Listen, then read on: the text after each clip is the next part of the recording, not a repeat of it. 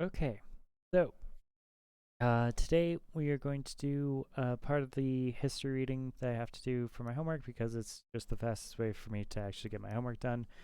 I looked up the relevant copyright legal codes online. They vary based on country, of course, which is always a difficult thing about the internet. But you know, this will be, let's see,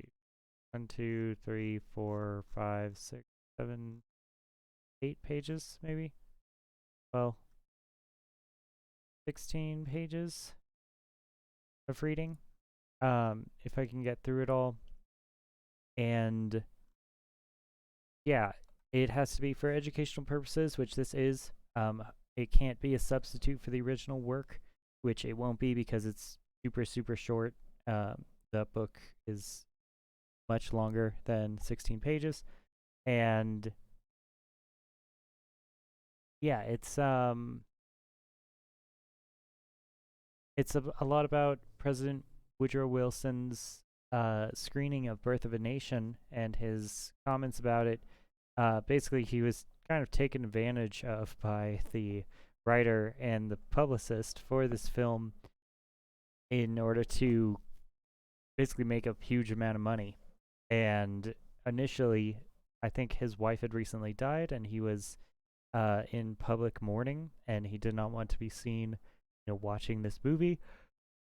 He was persuaded partly because he used to be a historian himself, and he was from the South, and he participated in lost cause ideology and rhetoric, at least partly, um, in his comments about Reconstruction. There's actually mentions in here about his book, which were put in Birth of a Nation, paraphrased so that they fit the card. But yeah, he let's see if I can find it. Bear with me real quick.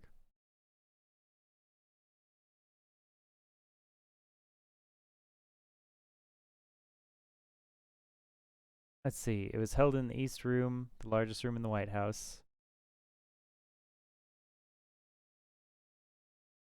Um, he wrote these super. Woodrow Wilson wrote uh, many texts. First of all, Birth of a Nation's first working title was The Klansman, and it was literally just about the KKK, very directly. Birth of a Nation is obviously. This is 1907. One of my favorite years, because of the number 7. But it's this is kind of a preview to something that I wanted to do initially in my life, which is to do a let's play of BioShock Infinite, which is set in the 1900s, 1910s, and goes into lots of the social and economic issues and political issues that are coming about during this time. It's a really interesting time period. Avatar Korra goes into it, the Nickelodeon movie series, although I have several criticisms about the way they treat the various political ideologies at the time.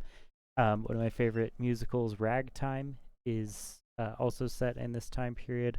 It's an extremely engaging time period for American scholars, thinkers, gamers, citizens, because it's the outline of many of the things that we're going to be dealing with for the next 100 years, and you could even argue we're still dealing with now.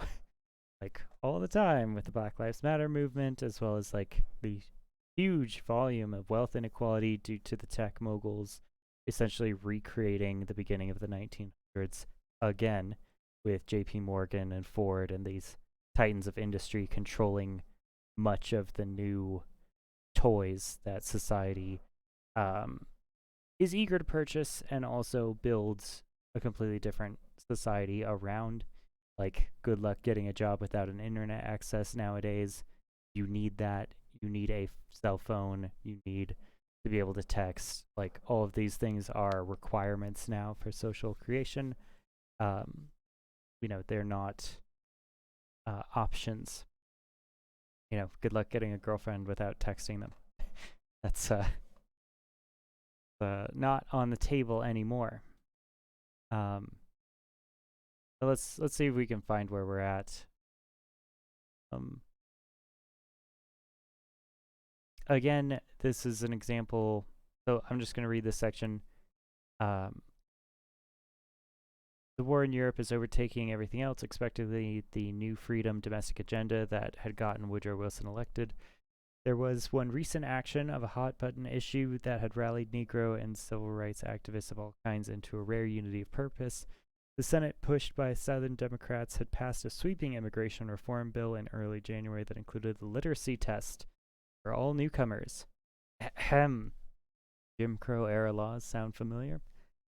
Plus an inflammatory provision to exclude persons of the African race or of Negro blood from the country.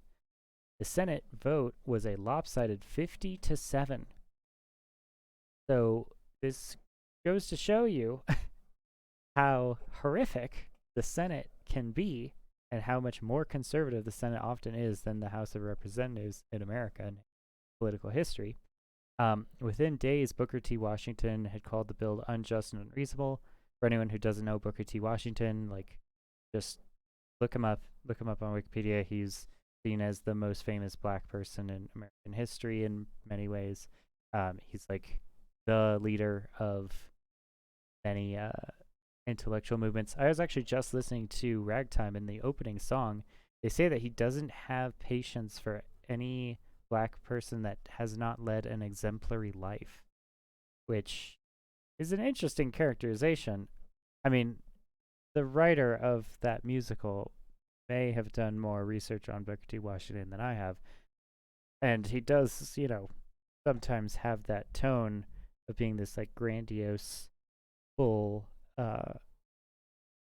always looking for the best in how to integrate African Americans and white society together. But I never, maybe I haven't read enough of his stuff to hear the parts where he is uncharitable to African Americans that aren't that have problems in their lives, that aren't super successful due to social issues. I don't know. I've read a few of his speeches many times throughout my historical career, and I never heard him say that stuff. Maybe, he said you shouldn't be a criminal. There's that. But I don't know. I think he would be almost the best position to understand the consequences that were facing that a particular social and cultural position. But then again, I'm not an African American studies degree. I have a history degree, and I focus on military stuff, not necessarily social stuff. So, you have to know all of it, and much of history nowadays is just social history. In fact, it's very hard to find any course in college that is just a military history course. It's really difficult. Many of the courses are just cultural and social exclusively. Some of them are economic, but it's also very hard to find a pure economic history course.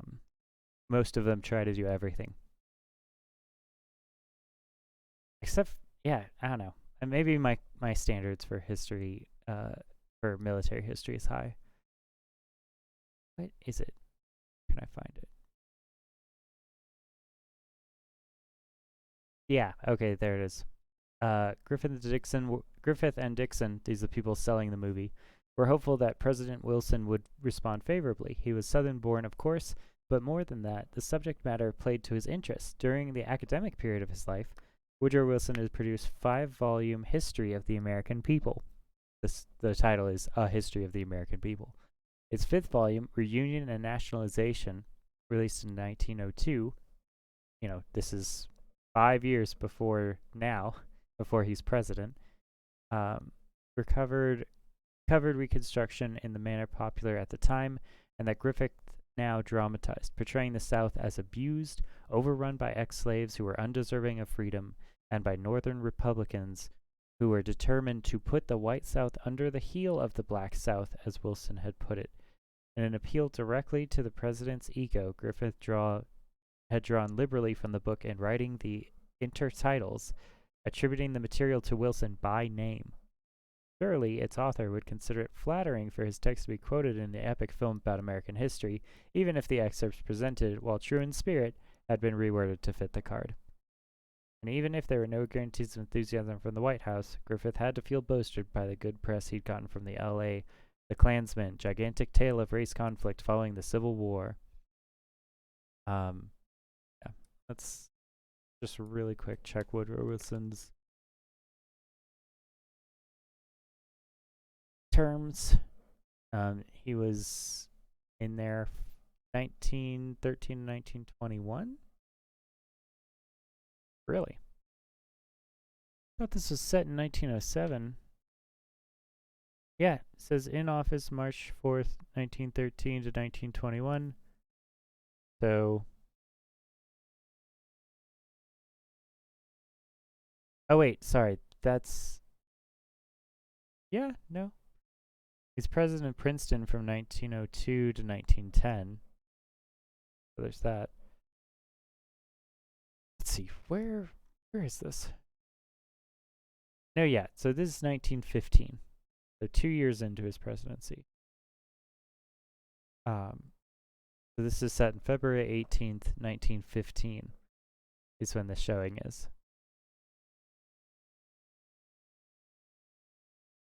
Yeah, I mean, it's sad.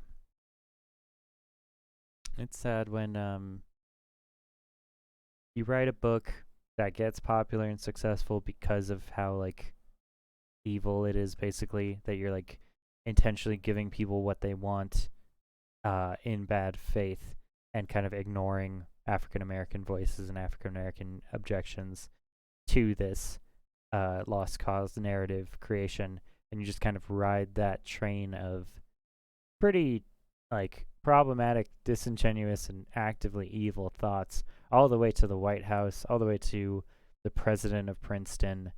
You know, because if your book sells a lot of copies because it's finally the thing people always wanted to hear that no one was telling them, because most people have, you know, some volume of ethics, or at least it's just wrong, you know? Like, many people who believe wrong things are waiting for a book to confirm the wrong thing that they think. And when they find it, they're really excited about it. They're really happy to throw money at that project. Lots of modern internet conservative projects are that, basically, which is individual people like filmmakers who did Birth of the Nation, or authors are just like, I need any kind of money. I need any kind of person to pay for the work that I'm doing. And then they just kind of stop caring about what that work actually might be, or that they just are someone who genuinely does believe those horrible, horrible things, and they just happen to want to be a writer, you know? They just happen to want to be a filmmaker.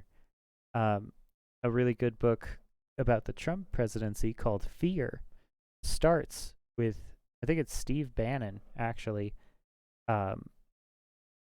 who's this right-wing filmmaker advising President Trump on how to get the Republican nomination. And it's horrific. It's super it's very clear that they know what they're doing, and they just like don't really want to consider the other side of things, or they just don't want to like acknowledge that they're hurting people. Really upsetting. So yeah, that's Woodrow Wilson. He's president through all of, you know, World War I. He is a complicated figure in the sense that sometimes he does good stuff and sometimes he does bad stuff. He's a flawed person like all of us. This one is just very, very political, very, very powerful. The filmmakers keep on saying that Woodrow Wilson is like, oh, it's history told by lightning. But there's no records that that's actually true. It's probably they're definitely made up by the filmmakers in order to promote their own movie, which again, like you have to be careful about all the things that you see, hear, read, and believe about whenever there's large sums of money involved. Um, and that goes well for today as well. Is imagine how much, imagine how many of these like modern dramas are going to look on the history page.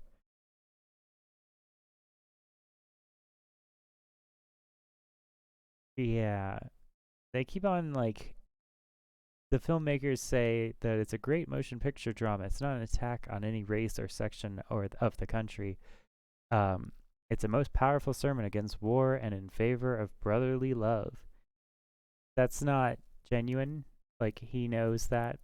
um, when it was originally screened, a small branch of the NAACP tried to get the Los Angeles Board of Censors to take action, and when that fell flat, he urged the Los Angeles City Council to order the police to prevent the premiere, based on how racist it is. And to mollify city officials, Griffith had made a few trims of the worst parts, but he considered them minor and part of the ongoing tweaking that he did with every movie he made. So, yeah. 2 days before the film's debut, W.H. Clune, the prominent owner of the theater, issued a press release to reassure expectant viewers the unexpected opposition to the exhibition of this film has been due to a misunderstanding of the great historical importance of the picture. The film, he said, is a great motion picture drama. It's not an attack on any race or section of the country. Yeah. So they kind of like it's really rewarding to me that people at the time period know that this is happening and are actively trying to stop it and fight it. Like that the NAACP is vigilant enough to be like, hey, this is extremely, extremely racist. You should not do that. You should not have that be a thing. Uh, Gosh, has it already been 17 minutes since I started talking about this? That's it's insane how fast time flies whenever you talk about history. Um, there's just so much. There's just a lot. Anyway, let's go to actually getting this thing done so that I can continue to do the rest of the part of my homework and actually work. Um, so basically, he showed it to the president. Everyone was really happy. Dixon said later that emotions were stirred to a depth, although there had been no interpretive music. He wrote President Wilson a note of thanks immediately. Instead of discomfort after the viewing, there was applause and praise all around when the film ended and the lights went up. It was one of the first like directly narrative, like long format plays, so you can kind of understand that this was a big step forward in the medium. Initially, it was pitched to get President Wilson to view it in the first place, not because it was the greatest film ever. Let's see. He said that there was a new film based on one of his novels that he wanted the president to watch. Dixon stayed away from giving a detailed description of the film's content. Instead, he stressed that Wilson, as a scholar and historian, simply had to witness this amazing new form of media, and in particular, Griffith's film. I told him that I had a motion picture that he should see, not because it's the greatest film ever produced, or because his classmate had written the story and a Southern director had made the film, but because the picture made clear for the first time that a new universal language had then been invented. From which he means the idea of motion pictures being able to transcend, in the silent era at least, language, which is correct. Like, he's right about that. Pretty racist and kind of a shitty person all around, but stressing the importance of technology and the birth of a new art form in the idea of narrative filmmaking is correct. Like, Birth of the Nation was as racist and horrible as it was one of the first major feature-length films that held multiple like common through lines.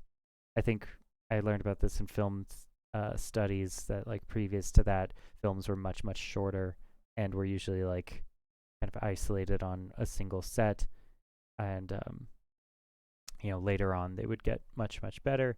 Early film history is fascinating. With look up Buster Keaton, look up Charlie Chaplin. I still watched Charlie Chaplin a few months ago. It's really funny. What's one of my favorite ones was called The Keys, I think. Uh, it's about price inflation. Um, in Florida.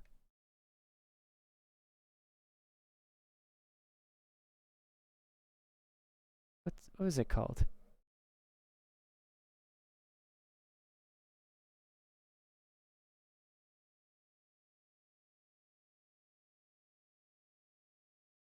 Yeah, Charlie Chaplin's things are just great. Making a Living is so good. Um, a lot of his stuff is very economic, also, partly because like he's connected with the socialist movement. Between Showers, Tango Tangles, could be that. Cruel Love.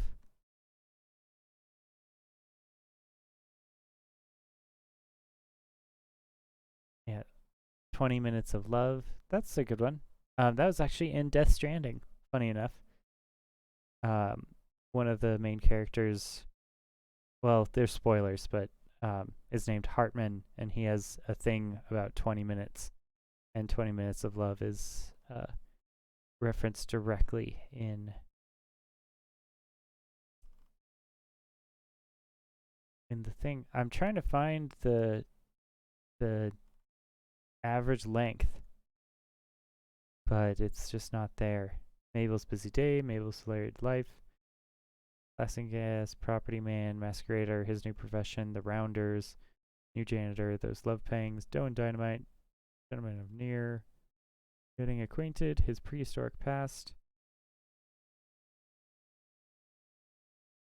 Yeah, I don't know. Is that all of them? I could have sworn there was one that's called The Keys. I watched it, but I can't find it anymore. What? Did I just get the name wrong? ADD is distracting me. We have to put this on the back burner, but I really want to answer that question for myself. Um, Man,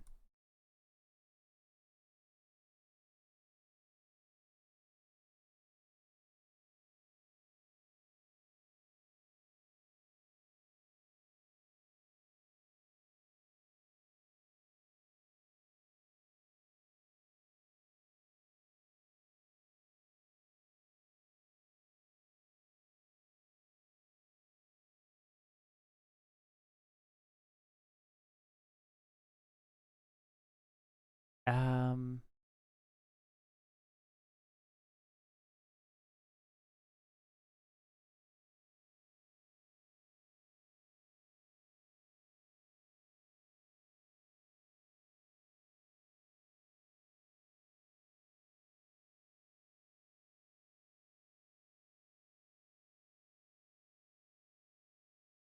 yeah, there's The Immigrant, The Store, Police, Easy Street.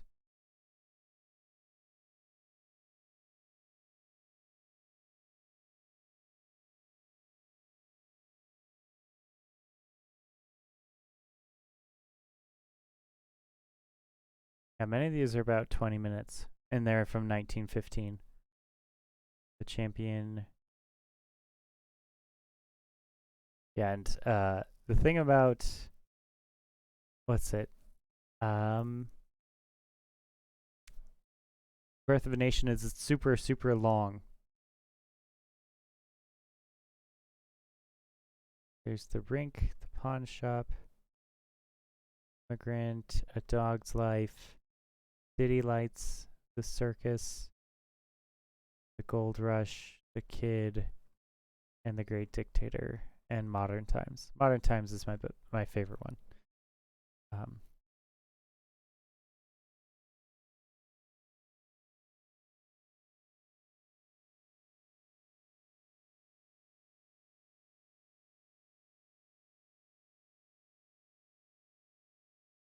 Pilgrim, Your Vokes, Limelight, Circus, Gold Rush, The Kid, Great Dictator, City Lights, and Modern Times again. Okay.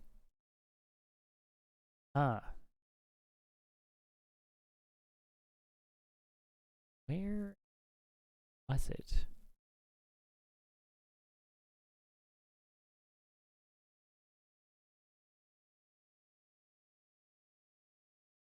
Sunnyside?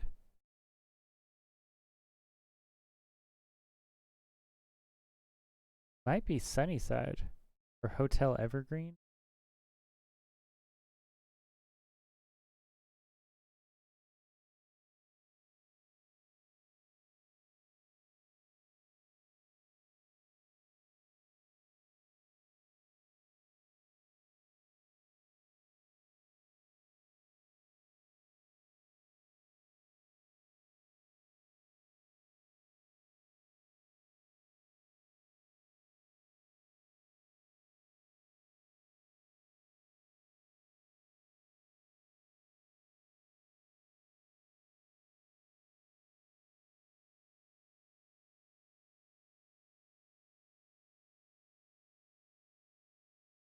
I really did not anticipate this being difficult to find.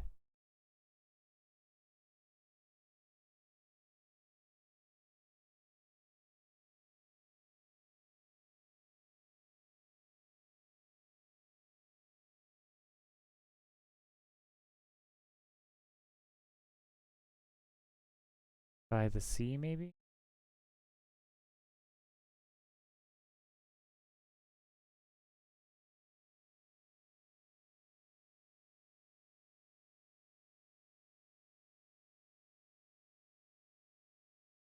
The Idol class? Payday, maybe?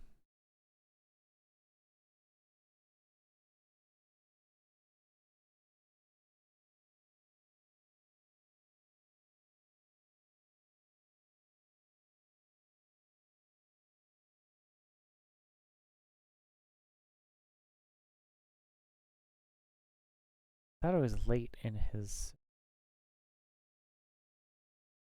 career.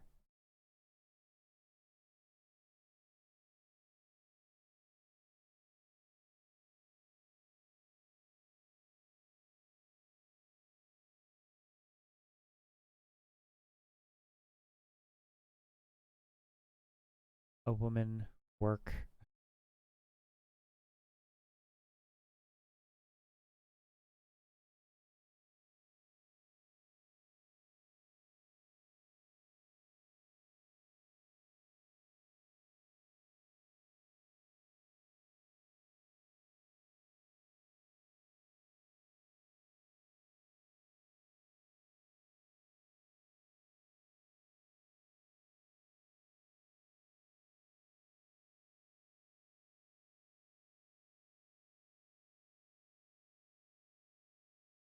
Seven keys to bald plate. Is that it?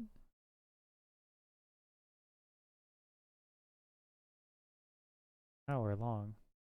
No, I don't think so.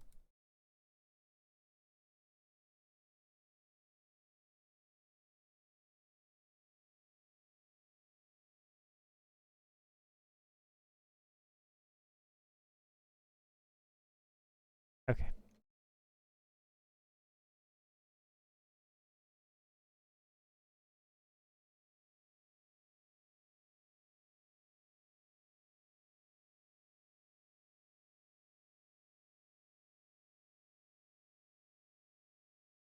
Oh, it might be Sunnyside, actually.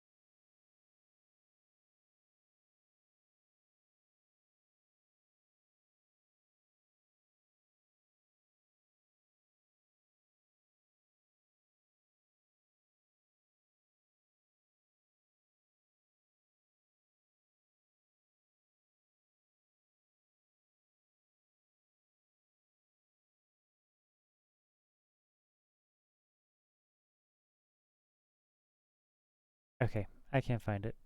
I'll have to do other stuff afterwards.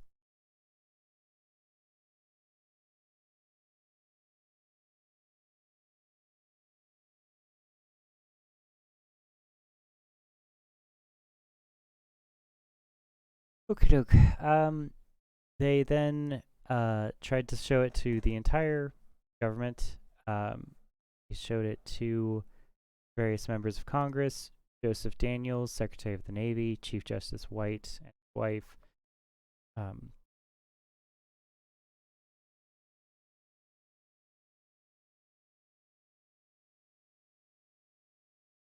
Yep, there were 500 spectators who cheered and applauded throughout the 3 hours required to show the gigantic picture, read the Washington Post account on Saturday, February 20th. Stories made no mention of the White House screening, and it seemed to Wilson's insistence on a press blackout might hold up, but Griffith took care of that. His deepest and sincerest gratitude apparently was not so deep after all, at least not when it came to choosing between the presidential decree and drumming up even more buzz for the film. He'd gone ahead and leaked Wilson's viewing, contacting his favorite entertainment reporter immediately after leaving the White House on the night of the screening. This is against the president's wishes, again, so that she would have a scoop. 3,000 miles away, the Los Angeles Times writer Grace Kingsley led her next column, The Popular at the Stage Door, with this hot item. President Wilson and his cabinet members viewed The Klansman yesterday in Washington, D.C., according to a telegram received last night from David Griffith. Yeah. Don't trust movie people. They want to make money. That's what comes first. Events in Ohio, however, punctured Griffith's elation over his success in Washington. Yeah, this is him just lying again about that idea of history written in lightning. He didn't say by name the president, but he was heavily implying it, which is another way to lie without really lying. Events in Ohio, however, punctured Griffith's elation over his success in Washington. On Tuesday, February 23rd, the U.S. Supreme Court issued its ruling on Mutual Film Cooperation's challenge to Ohio's censorship law. The D.W. Griffiths, his partners, and film industry leaders, all of whom had been closely following the case, got hammered. The court flat out rejected Mutual's bid to piggyback movies onto newspapers in the claim that the Ohio law trampled free press rights guaranteed in the state's constitution and the First Amendment.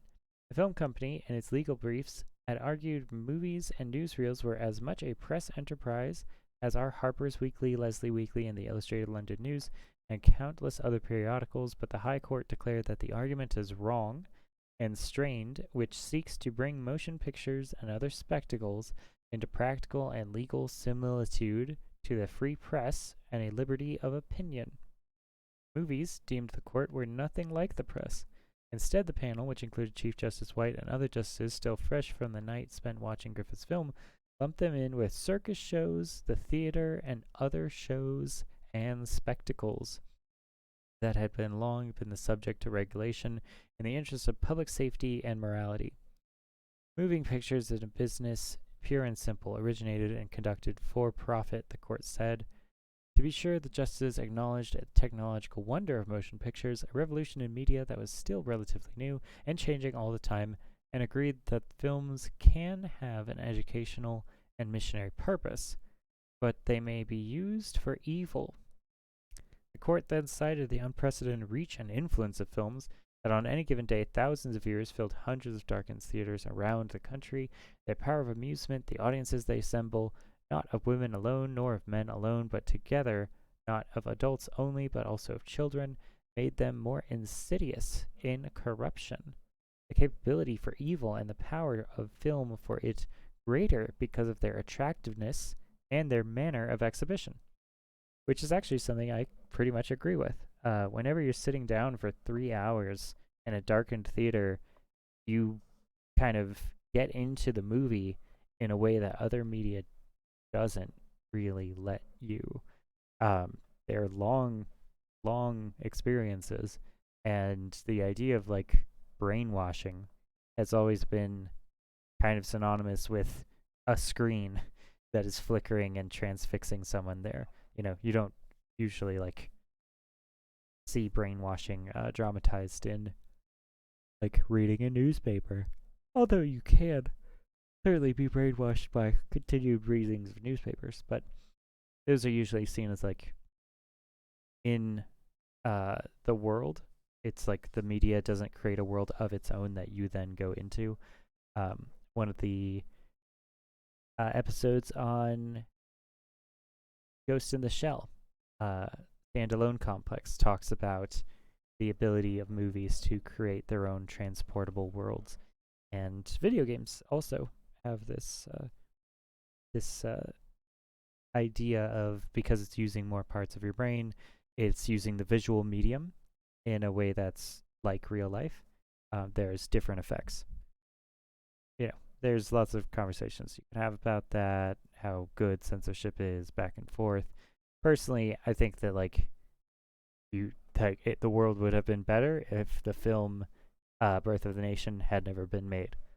It's extremely, extremely racist, and like that shit isn't okay. You shouldn't just get to make a huge volume of money for making an intentionally racist thing that is going to be used in like historical negationism and lost cause ideology for the next, like, what, 75 years at least. Yeah. The KKK still to this day organizes annual viewings of Birth of a Nation, or The Klansman, however we want to call it.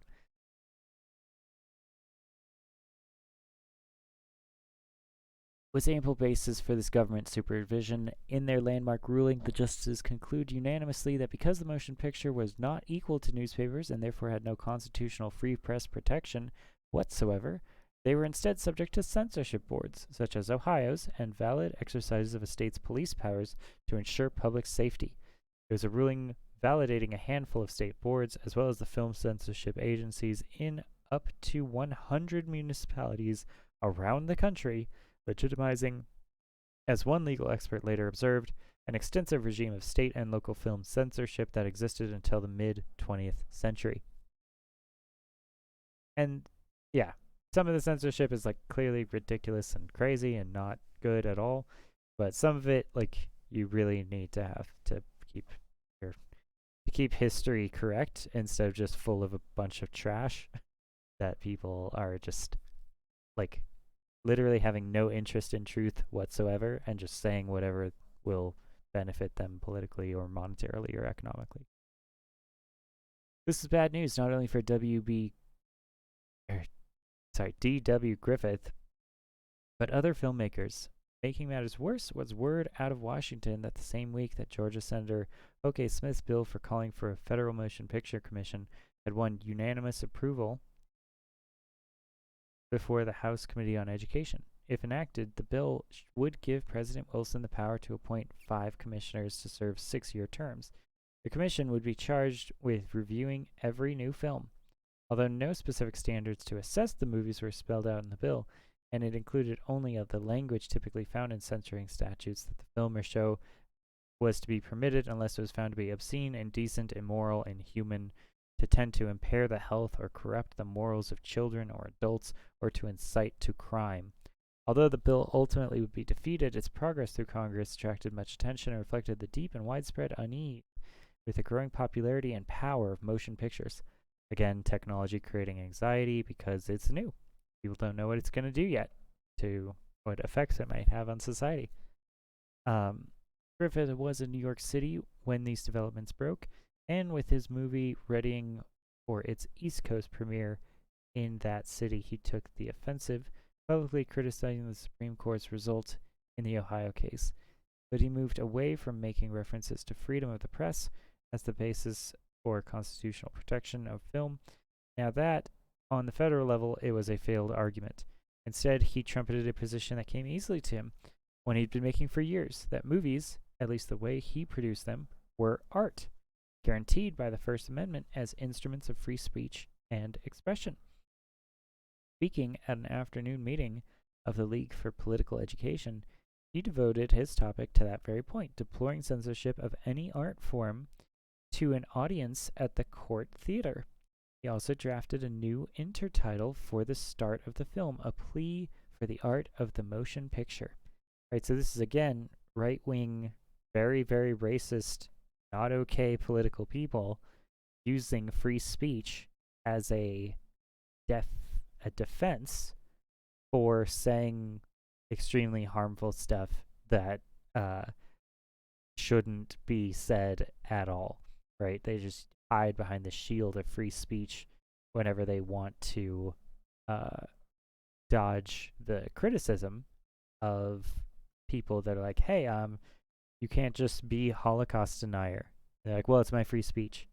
I get to do that. It's like you can't just say that like all the slaves were happy in the Civil War, that like it was just fine. And you're like, well, it's totally okay. It's just my free speech. It's my interpretation, man. I'm just free to interpret things, right? He said film deserves the same liberty that conceded to art, to which we owe the Bible and the other works of Shakespeare. Wow, very self-serving comparisons here. This became the main talking point for him. The next year, he even took time to prepare and published a pamphlet called The Rise and Fall of Free Speech in America. His argument, pure and heartfelt, naturally appealed to social progressives and free speech advocates, although many in this crowd were also beginning to line up with the Negroes opposed to Griffith's new movie for its racism, and thus were faced with a vexing dilemma of protecting expression and limiting it. And this is one of the hard parts about I recently did a showing with my friends of the debate over free speech as opposed to university campus speakers, no platforming, and safe spaces, right? To deny mostly right-wing hate speech advocates the ability to speak in public forums like the state-run universities of, the government, because that is not how society should be going. And most people agree that that's like actively dangerous. And if we let those people just like walk around and be fine, you get stuff like, literal Nazi Germany, and even less overtly horrific things that are just like, that's just taking up the space and time that could be used to better society. That's energy that we don't need to spend on things that are harmful. Knowing about evil, it's not the same thing as giving evil, multi-million-dollar book deals or, very lucrative like speaking arrangements and presentations at your universities. And yeah, I don't know, it's just funny. Like, free speech is such a complicated argument because the idea is you want good speech, you want correct speech. The problem is society changes, and free speech used to be the leverage tool that liberalism had to use in order to get conservatism that controlled almost all of society previous to this, to even let them in the building so that they could talk at all. And then once they are in the building and we actually do have some power, the next step is, okay, now you guys have to stop being actively evil all the time. Like, should really start looking at not being racist on purpose. That would be good for humans. But, in this time period, 1915, people don't want that. People like these portrayals of Negro babies being so smelly that one of the women drops them. Like, it's terrible.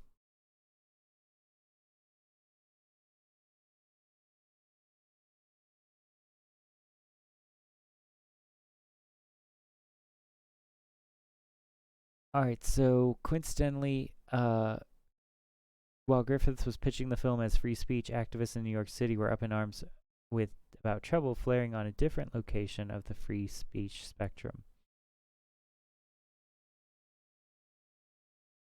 Oh yeah, this is the debate between free speech and hate speech and what that looks like to different people.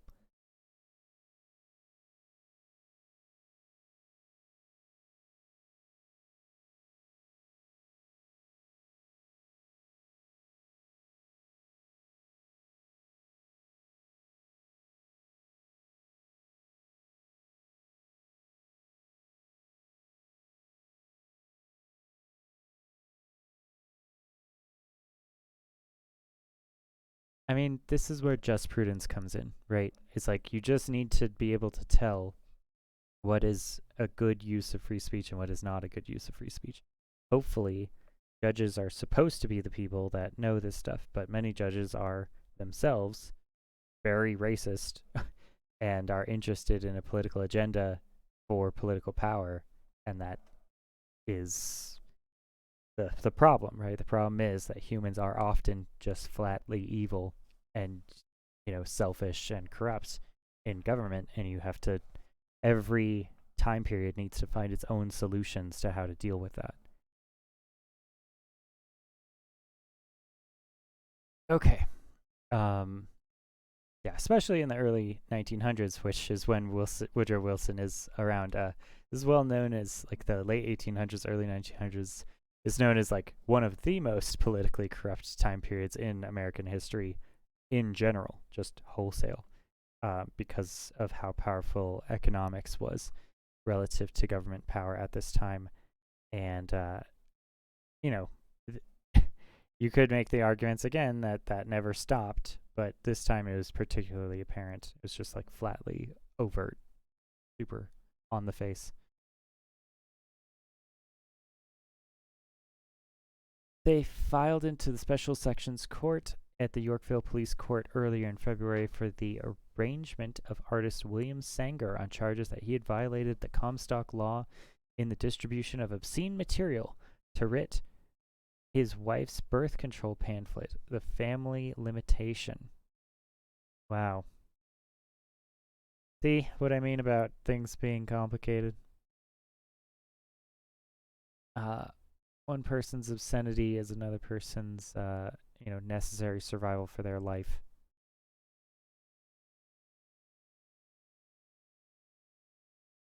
Leonard D. Abbott, a socialist and president of the Free Speech League, and other radicals were there to enforce to protest Sanger's arrest. The aging Anthony Comstock appeared in the court as well, bringing the agent he had used to ensnare Sanger as part of his larger plot to get Sanger's fugitive wife Margaret to return from England, which would enable Comstock to pursue the obscenity case still pending against her from March 1914. His agent took the stand and told the judge how he had gone to William Sanger's studio on East 15th Street in December and, posing as a friend of Mrs. Sanger, lied that he wanted a copy of The Family Limitation to translate and distribute to the poor. Yeah, cops are good. You know? It's a federal agent, and he's just doing a good job. Just doing what everyone thinks that we should be doing, right?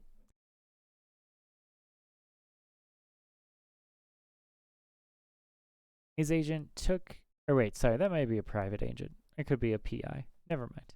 But still, don't trust the police. They're not your friends. They are not your friends. They are people with jobs who want to do very specific things for their career sometimes. Many of them might be nice, but they might be nice in ways that are against you, and you don't have control over that, and you can never tell.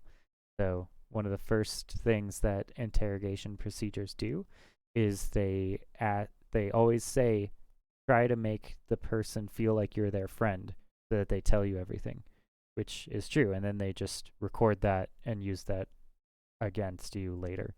Everything that you can and say that a police tells you is hearsay, but everything that you tell a police is evidence. So everything that you can and say can be used against you in a court of law, and nothing that you say to a police officer can be used for you. So you're always at a disadvantage when you're dealing with law enforcement as a private citizen. Always. And that's one of the dangerous things about society that they've always had over you, is This is their professional job. You are not better at negotiating than a professional. Like, I promise you. You're not going to outsmart the cops. You're not going to outsmart them by saying something and being their friend better than they're your friend, and getting them to like empathize with you, or, really feel sad for you. No, no, no.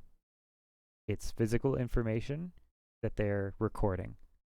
So, and that can be used to put innocent people in jail if you just missay something or misremember something or get confused about one of their questions that's worded incorrectly. They do all kinds of shit if they decide before the event that you're probably the one that did it, and then they just go about getting evidence that says that. Anyway, lots of examples in history of that shit happening. The criminal justice system is rife with examples of innocent people getting locked up for ever. Sometimes they die.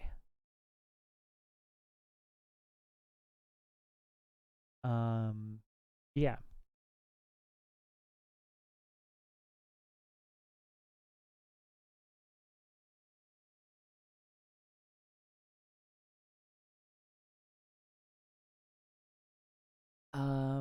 Okay.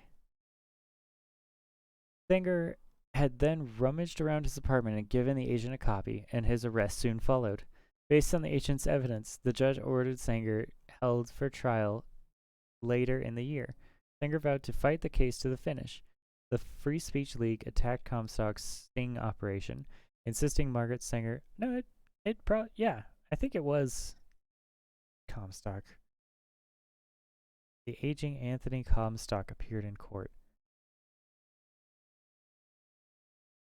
and charges that he'd violated the Comstock law in the distribution of obscene material. Comstock law. Sorry, it's not important. We need to move on. We need to focus on our paper. Yeah, I'm just gonna take a picture of this for later.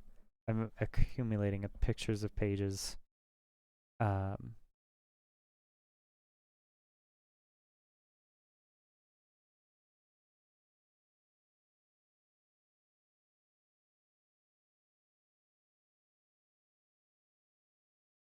Okay.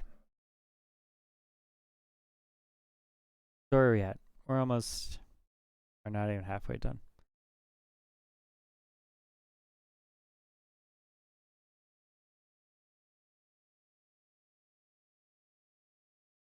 Free Speech League attacked Comstock's sting operation, insisting that Margaret Sanger's materials were constitutionally protected by free speech.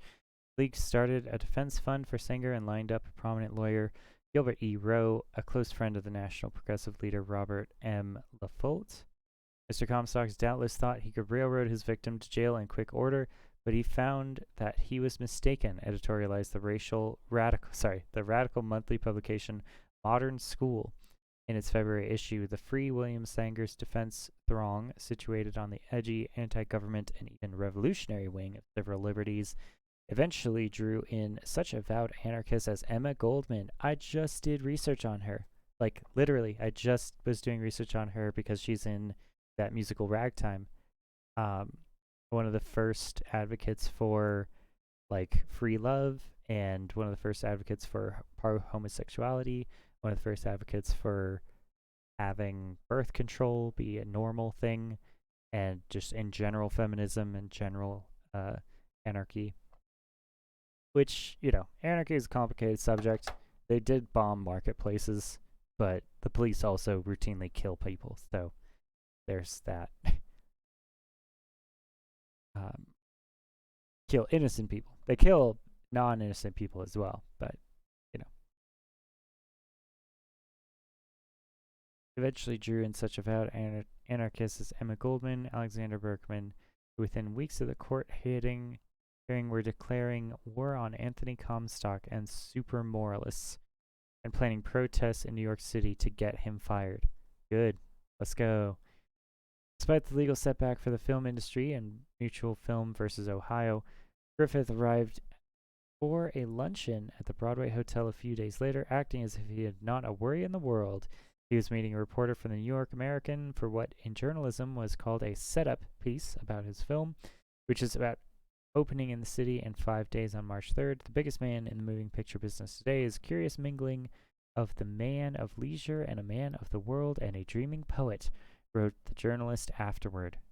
Wow. Get someone to write that about you.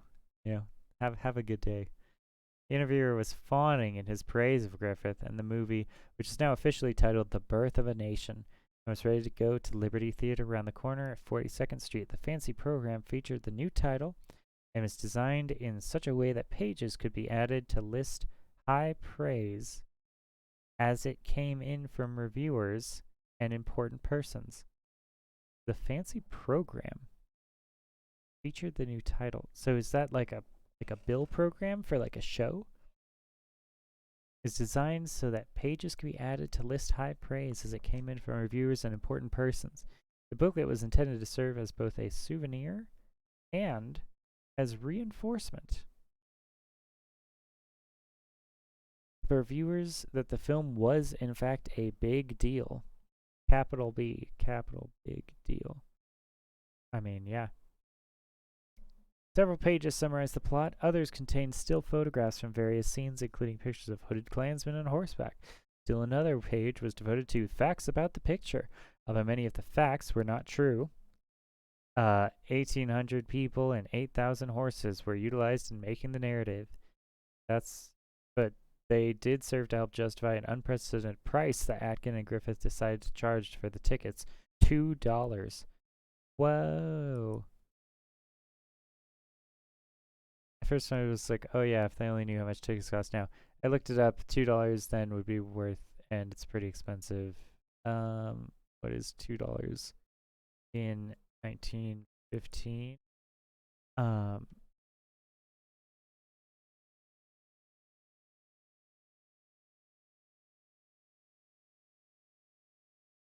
It's $54. Yeah.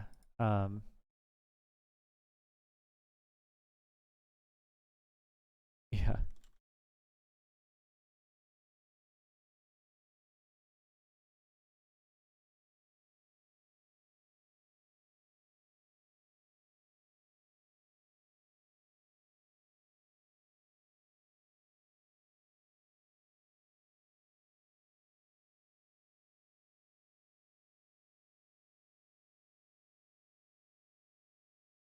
All right. So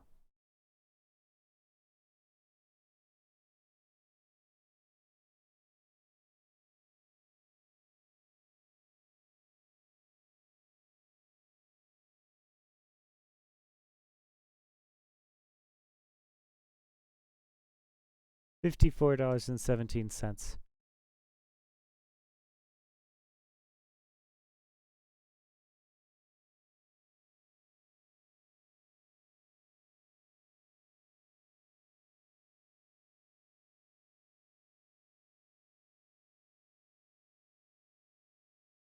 Yeah.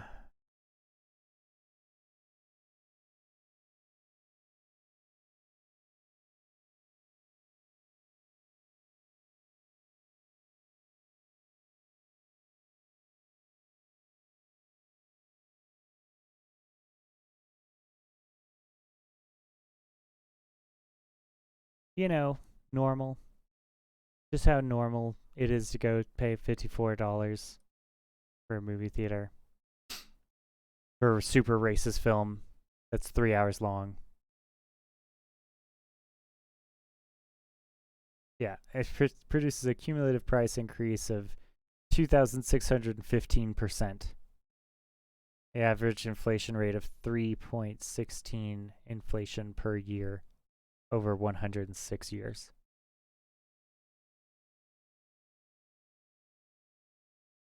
You know, so whenever your grandparents say like, oh, candy used to cost a nickel. That's what they're talking about. Never ever forget to incorporate inflation into whatever yearly raises you think you're getting from your company. It's almost always to their benefit. that they have the option each year of choosing to pay you less because of inflation. If you get a 2% raise each year or a 3% raise each year, that's barely breaking even.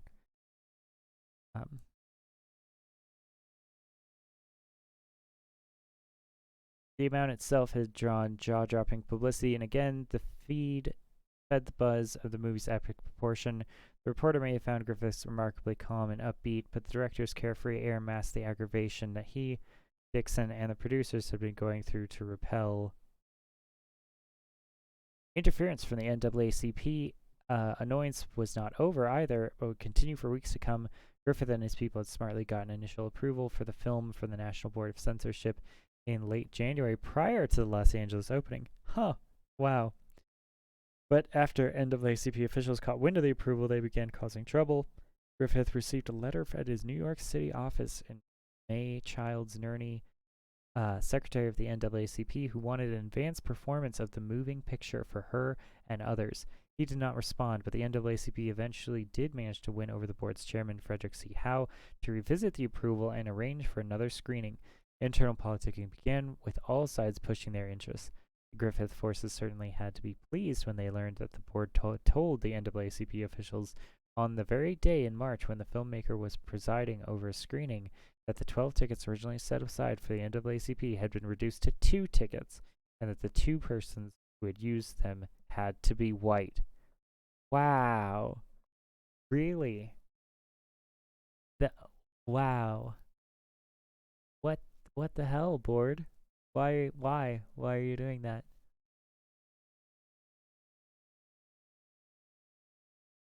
That's insane. And $54 per ticket, right? It all proved a nuisance more than anything else.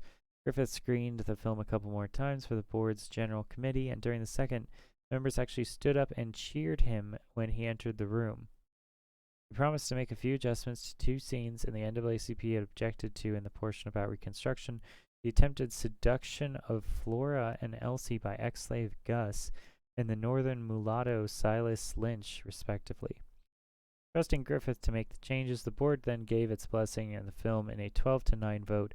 The NAACP Secretary Nerney immediately complained that her organization had been mistreated by the board and voiced her outrage at the National Board of Censorship that unqualifiedly approve such a pernicious and dangerous film.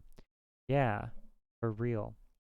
The NAACP then turned to New York City Mayor John Perret Mitchell to complain that the film was an offense to public decency and urged that he order the entire second part about Reconstruction to be scrapped. Both Griffith and Dixon met with the mayor and his staff, and once again the director promised to adjust the 2 scenes, causing the most consternation. Ultimately, he made only cosmetic changes, which the NAACP only realized when the members saw the film at the Liberty. Yeah, you could just delay it. You just be like, oh, I'll adjust it. I'll just make these little tweaks, and it doesn't actually have to do anything. Like, you have the movie, you have the film. You're not going to reshoot major scenes of your film. It's way too expensive to do that. So, yeah, like, it's really just the failure of the government and civil society to actually stop racism, to actually stop lost cause narrative. Like, we can't actually stop these people because we don't have the power to do that, because government wielding that level of power is dangerous when they get it wrong. When they get it wrong in, like, the ultra moralism, when they get it wrong in, denying birth control to women. Like, it's really frustrating that this situation is what we have to deal with now, because no one's really powerful enough to stop anyone else. Further complaints went unheeded, and the New York's run that began in March 3rd was overall a smashing success. We spent hectic hours, days, yes, weeks with our lawyers before various committees, Griffith recalled. It kept us on the sleepless jump for a long time, but finally the mayor of New York City broke the ice and allowed it to be shown. No aspect of this complication, still in its early stages, came up during Griffith's Broadway luncheon with the arts reporter from the New York American. To the contrary, their conversation was entirely upbeat, the reporter positively reverential. He asked the director at one point, "Why call it Birth of a Nation?" And Griffith smiled before answering, "Because it is," he said simply. The Civil War was fought 50 years ago, but the real nation has only existed the last 15 or 20 years, for there can exist no union without sympathy and oneness of sentiment. The journalist came away unable to contain his superlatives. The most poetic, the most daring, the most artistic, the most stupendous works that have had their inception in his brain. He told his readers the next day, "This week there will be shown at the Liberty Theater the largest film drama ever conceived." I mean, at that time, it kind of was. Like, it was the longest movie. It certainly touched on, like, major themes in the wrong way, but at least it was, like, I don't know if that's really fair. Charlie Chaplin's work was also extremely, like, socially aware and was very important. Like, he dealt with labor a lot. He dealt with women's issues and immigration. It's very political. It was very good. Watch Charlie Chaplin.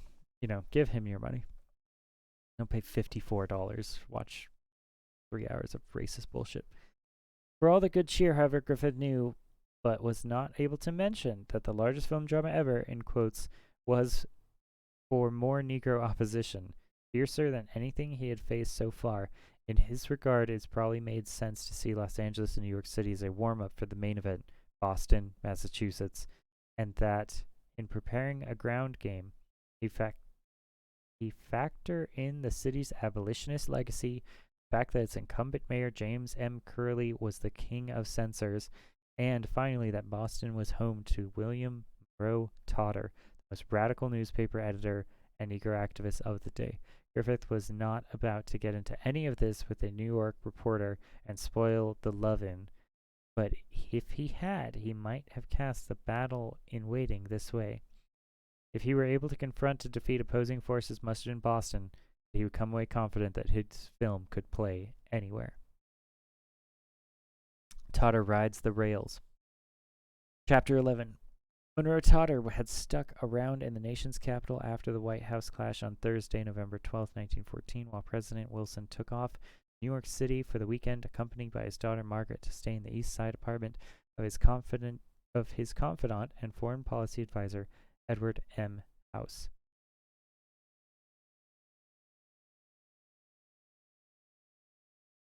White House clash.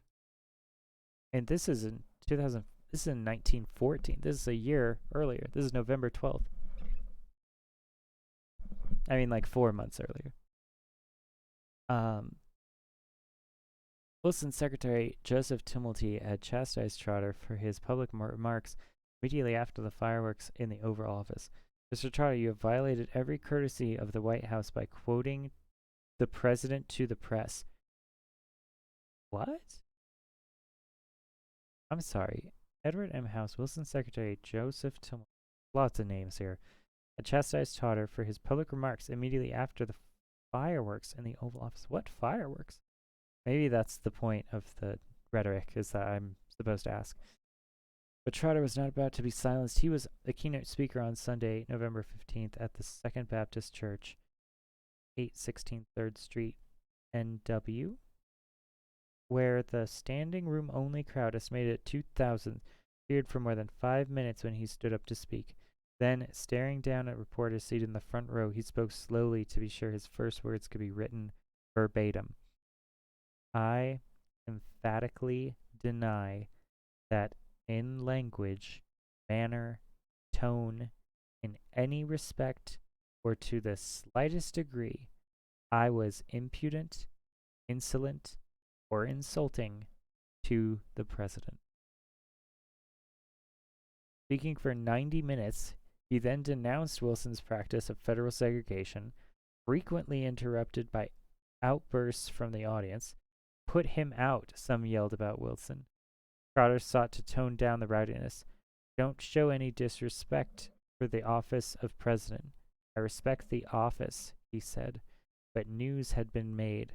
Negroes hoot Wilson's name, cheer Totter, was a typical headline the next day. Totter had then taken the train home to Boston, arriving at South Station Monday afternoon.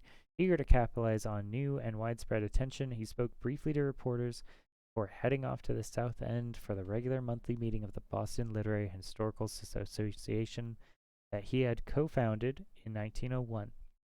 Even though a speaker was slated to discuss the so-called Bacon Shakespearean controversy, everyone who gathered in the assembly room in the front of St. Mark's Congregational Church on Tremont Street wanted to hear from Trotter about his dust-up with the President of the United States.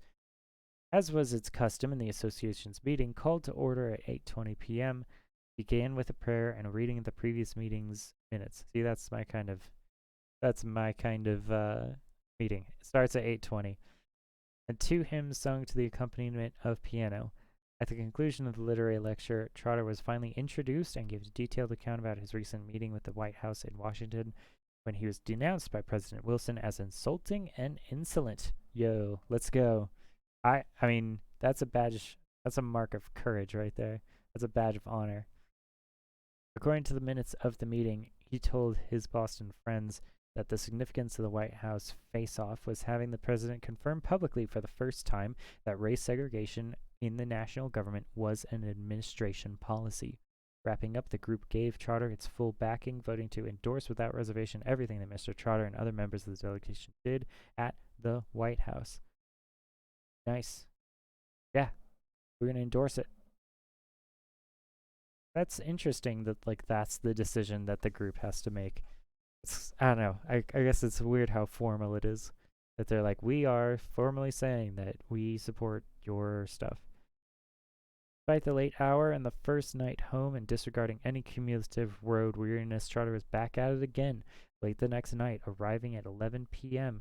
to deliver what the newspapers described as a fiery attack before a mass meeting of colored people in Roxbury on the 12th Baptist Church to more than 900 Bostonians. To this assembly, Trotter dropped any pretense of diplomacy, saying Wilson was a long-jawed, slab-faced man who was a result of the contentious encounter, as a result of their contentious encounter, had been brought to state his position and admit that segregation did exist. It's so weird that that's the victory, is like just getting them to acknowledge that they're doing it. That's so funny to me. That's like, he said that he was able to do it. Like, it's so weird how politics works. Like, words. The fight of words is such a strange fight. Then, in a run of epithets, he called for the chief executive a deceiver and a pledge breaker who, since taking office, had proved to be the most dishonorable man that has ever been president of the United States. He insisted, likely without a straight face, that he was not looking to insult the president. Rather, he had just been so shocked during their meeting to hear a master of the English language use his intelligence to defend the degradation of a race. Yeah, that's gotta be rough. Also, baller academic right there. Speeches, yo. Speech and debate. Let your kids do speech and debate. It'll make them dope. It'll make them super cool.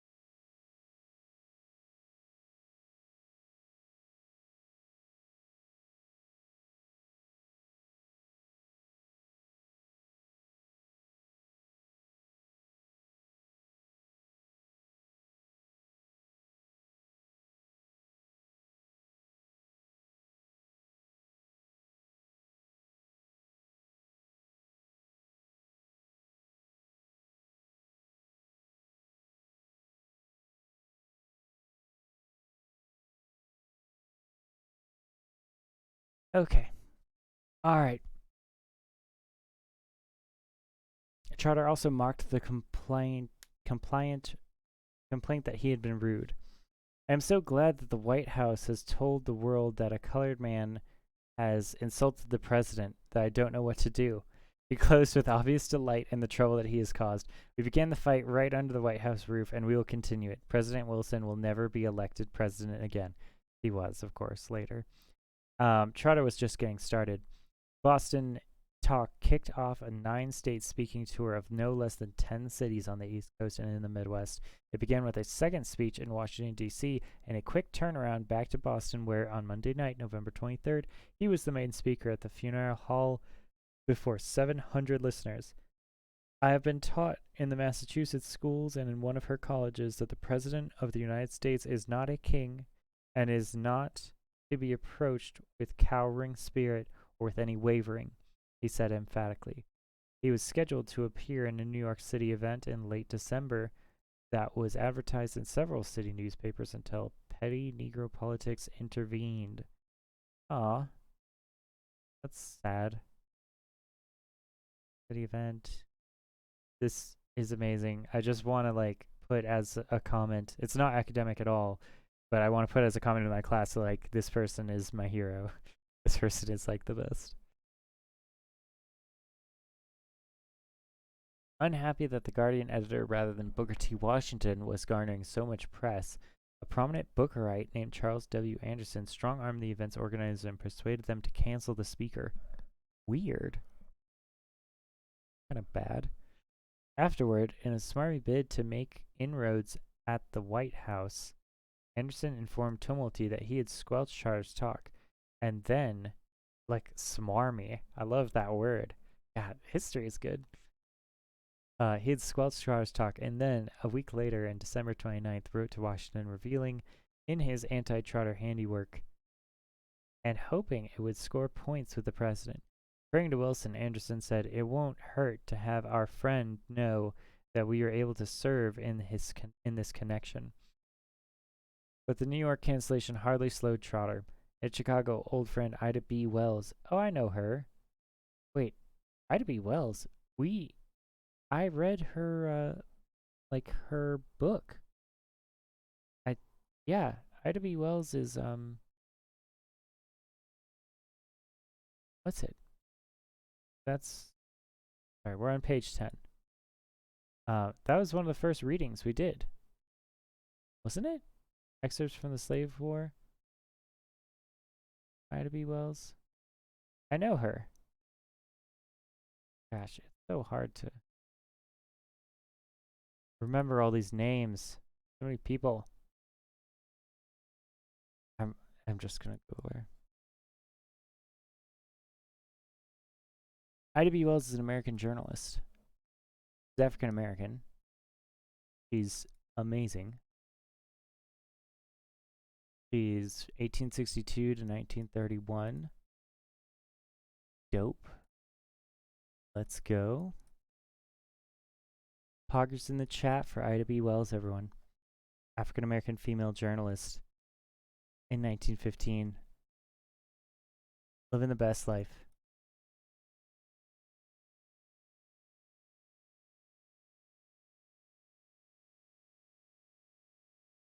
Okay, let's get back to it.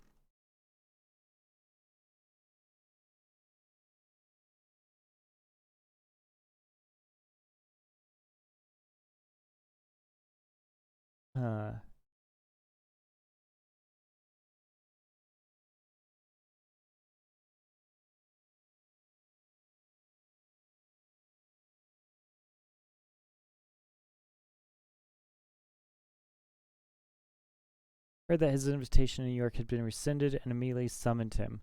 She saw Chicago as a crucial stop in his regained fame. Trotter, she said, has never been west, and I thought that he needed to get out of this part of the country and see that the world didn't revolve around Boston as a hub. She wanted him to deliver the emancipation speech to her local group, the Negro Fellowship League. We thought that the race should back up the man who had the bravery to contend for the rights of his race. Viewing this as a huge opportunity, Wells rented the ornate orchestral hall built in 1904, which could hold more than 2,000 spectators. But the evening turned out to be one of the few disappointments of Trotter's tour. 2 Chicago mayoral candidates did appear to make brief pitches for the Negro vote, but far too many seats went unfilled. The first problem was that Wells had scheduled the speech for New Year's Eve, and many who would normally have come were either celebrating or attending special church services held on the last day event of the year. A second issue was that she had to charge admission to cover the rental fee and Trotter's costs, and this was a break in custom. Usually such talks were free and open to the public. Before the event had begun, just to get the manager to open the doors to the hall, Wells had to solicit a white patron in attendance to pay a deposit. One audience member was the local bookwright George Cleveland Hall, a Chicago doctor at a black-owned hospital, who conducted the kind of monitoring that had long been part of the Negro leaders' operational strategy, monitoring. After the abysmal showing, he happily informed Washington that Trotter meeting at Orchestra Hall was a frost. They closed the doors until Ida got a white woman to stand for $200. His audience was just 180 people by actual count. Halls and Wells was still working on raising $100 for Trotter. And as for Trotter, he never saw a man so hungry for money and cheap notoriety. Aw. Wow, it's so interesting. This is here.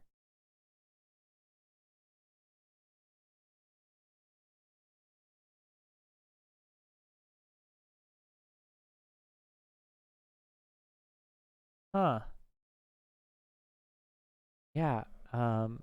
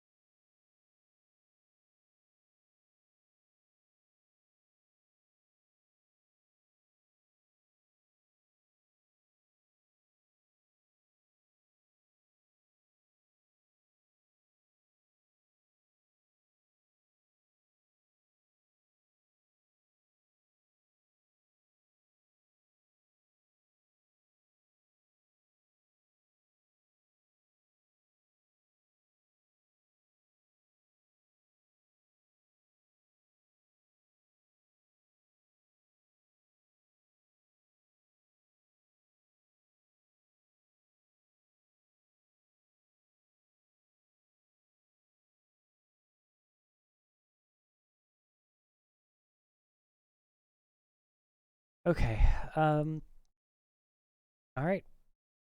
All right. Trotter's Mini Orchestra Hall was a frost.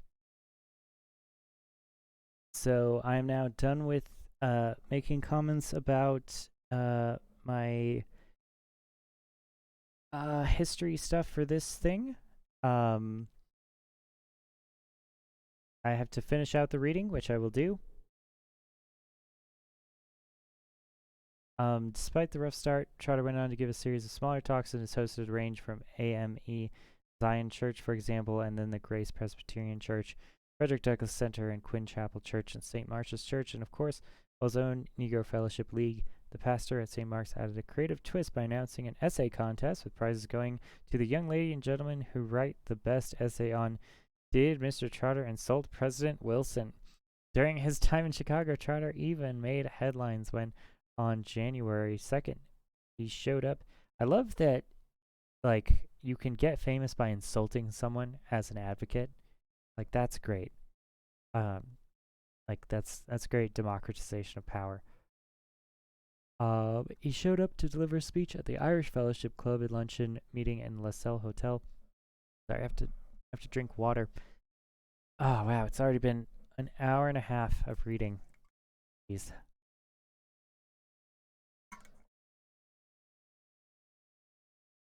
It just goes to show you how long it can be to read these things. Of course, Charlie Chaplin movies, tracking them down aside.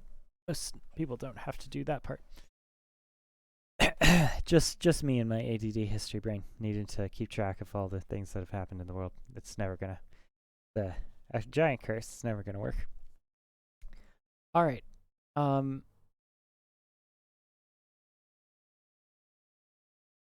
At the LaSalle Hotel, but was rebuffed by the ballroom door. What? He showed up to deliver a speech to the Irish Fellowship Club luncheon, but was rebuffed at the ballroom door. It turned out that some members did not want to hear him criticizing President Wilson, who was expected to address the club on St. Patrick's Day. The ensuing front page stories quoted officials as saying that Trotter then tried to force his way into the hall, with Trotter insisting that he had taken his rejection cordially and left. Trotter ended up staying with Wells and her family for 10 days, and it was during this time that the partnership on race matters deepened. He joined Wells one night at a meeting of her Chicago group to discuss the inflammatory Negro exclusion clause in the Senate's just-adopted immigration reform bill. Trotter spoke first, and the group passed a resolution calling on members of the Illinois congressional delegation to work to defeat the Senate bill. In addition, they launched a letter-writing campaign against the controversial measure, a version of which President Wilson ultimately vetoed. Good. They mentioned that earlier in the book. He also fought alongside with the NAACP to beat another bill to ban interracial marriage in Washington, D.C. What the hell? Wow, they're being really actively racist on purpose in this time period. Like, 1915, Washington, D.C. has a bill to ban interracial marriage. Why? Like, is it just because they finally got a Southern president after the Civil War? Alright, Wells then sent Trotter on his way on the nation's railways.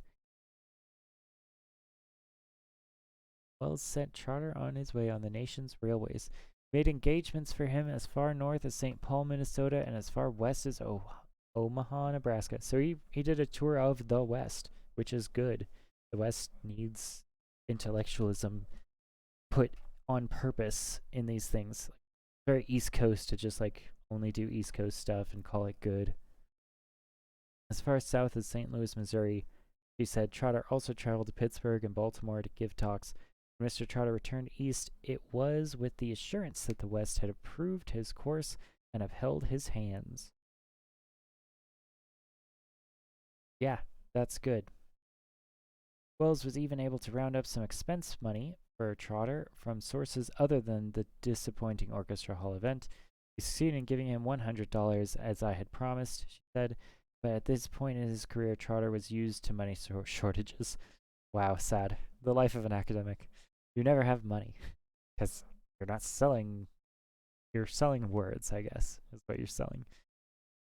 It had become a fact of his life to always be on the lookout for donors. In the Guardian's November 21st, 1914 issue, which covered the White House clash. Maybe that's what I should be doing. I should be looking out for donors like this guy. I should write to a bunch of newspapers asking for them to donate to me. Which he covered the White House clash. He made an unusual appeal to readers on the weekly paper's editorial page. In addition to publishing their letters to the editor, he literally solicited a penny for their thoughts. A penny for their thoughts? Publishing a letter to the editor. Wait, so the Guardian's November 21st, 1914 issues, which covered the White House clash, made an unusual... So is Trotter in charge of the Guardian? November 21st issue? Because the Guardian is also a publication in Europe. Or sorry, in England. That...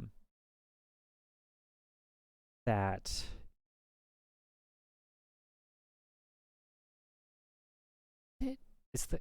I heard The Guardian before. Gosh, it's so hard to keep track of all these newspapers. All right.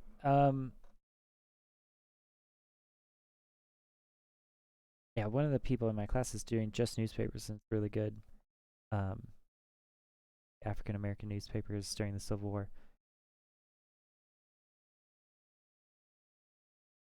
The need, he headlined in the request, was what is now needed is money to maintain the Guardian and the work. Pray, come to the rescue. And around the same time, he cited a personal reason rather than the Guardian for needing money. Denise dental care concerning her teeth, he wrote a friend. She needs them fixed badly. That's sad. Wilson's most loyal backers, meanwhile, reached out to the rescue to reassure the president.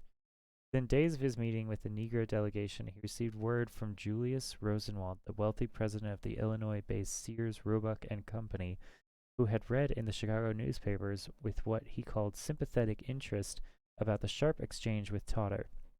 During the summer of 1914, he too had had an unpleasant interaction with the Boston editor. Totter had upbraided him for supporting the YMCA exclusively for Negroes, saying such faculty would foster segregation.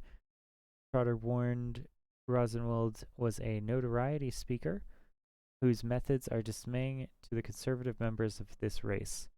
But Wilson realized almost instantly the error of his ways, for by becoming unnerved in the face of what he considered Trotter's impertinence, he inadvertently had given the editor a platform. The matter came up during a meeting in the White House with his Navy Secretary, Joseph Daniels, who commented on the president's run-in. Never raise an incident into an issue, replied Wilson, who had clearly conducted a post-mortem analysis of the situation. When the Negro delegate Trotter threatened me, I was a damn fool enough to lose my temper and to point them to the door. What I ought to have done would have been to listen, restrain my resentment, and when they had finished, to have said to them that of course their petition would receive consideration.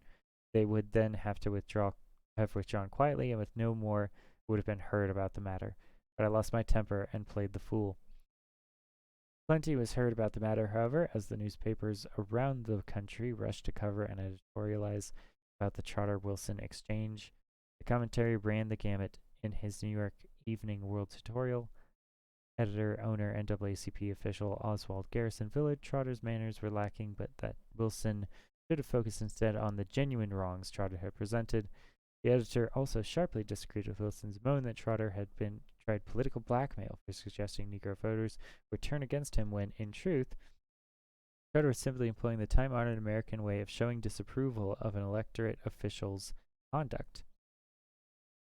To no one's surprise, see, I love that. That's very subtle. Where, if someone's saying, like, he's politically blackmailing me by saying that black people won't vote for me, it's like, no, that's what a vote is. Votes are them saying whether or not they like what you're doing. To no one's surprise, Southern newspapers had a different take. Some, like the Baltimore Sun, were comparatively civil. William Monroe Trotter of Boston and others of his kind are rendering their people a notably bad service by such insolent performances as that in the White House. More typical, however, was the El Paso Times, which called Trotter a Jamaica coon. Wow, that's a really racist thing. Is that a raccoon? Is that because of the hat? Is that like Daniel Boone? I'm not sure. I know it's racist. I just don't know why or how or when that originated. And the Beaumont, Texas Enterprise, whose editorial writer did not mince words, the little bunch... okay, I'm not going to read that. That's just super racist. Little bunch of Bostons that made the protest against the attitude of President Wilson, refusing to be called down by them, do not represent the respectable, self-respecting, law-abiding colored people of the United States who are not worrying about race equality. Yeah, they are. Gosh, Texas, really get your stuff together, Texas. It's really sad. Trotter read as much as possible, with friends sending him clippings, and he took the attacks as badges of honor. I've been denounced as being discourteous and insolent by the North and the South, too, he said, but it's a compliment to be denounced by the South.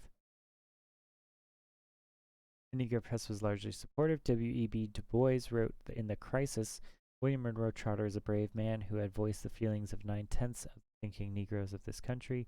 Du Bois, now one of the most prominent civil rights leaders in the country, I love Du Bois so much, did not mention Booker T. Washington by name, but likely considered Bookerites to be among the 1/10 who thought differently about Trotter and about his in-your-face tactics. Indeed, one key Bookerite, an educator named Robert Rousseau-Moulton, who would soon become principal of Washington's Tuskegee Institute, was quick to curry favor with the president after Trotter affair. I want to say that in general do not in any way approve of Mr. Trotter's conduct at the White House, he wrote. Owen reminded Wilson about Trotter's arrest in 1903 in the Boston riot for breaking up a meeting in which Booker T. Washington and speaking in the interest of race cooperation. He offered an apology on his behalf of 99% of the thoughtful Negroes of this land and Mr. Trotter's attitudes and words. Wilson, see, this is great. Like, both sides claiming the majority, like above 90% of, they're like, well, we really speak for most black people. Because me and my friends think that. That it was particularly delightful that men like Morton and Washington, who have the interests of the Negro people at heart, truly understand his real temper and disposition. Wow. I don't know. Like, Woodrow Wilson's thing about segregation is pretty bad. I don't know if I'm super happy with that. Morton quickly bundled the letters and sent them along with to his mentor Booker T. Washington, looking for praise from his political initiative, and also to make a tactical point that Wilson's hostility towards Trotter could be exploited to their advantage. Interesting that he keeps on characterizing the fans and workers of Booker T. Washington as these politically conniving groups of people who are always trying to curry favor in his movement and his group, treating him like this de facto political king. That might be a bias of the author. Could be.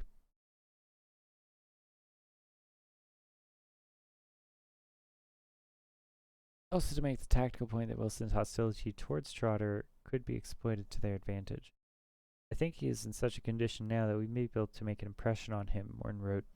Left unsaid and unacknowledged, of course, was that Trotter's style had created an opening for Negro leaders who, while positioned elsewhere on the civil rights spectrum, were working nonetheless to advance Negro life. Yeah, I mean, it's kind of like Malcolm X and Martin Luther King Jr.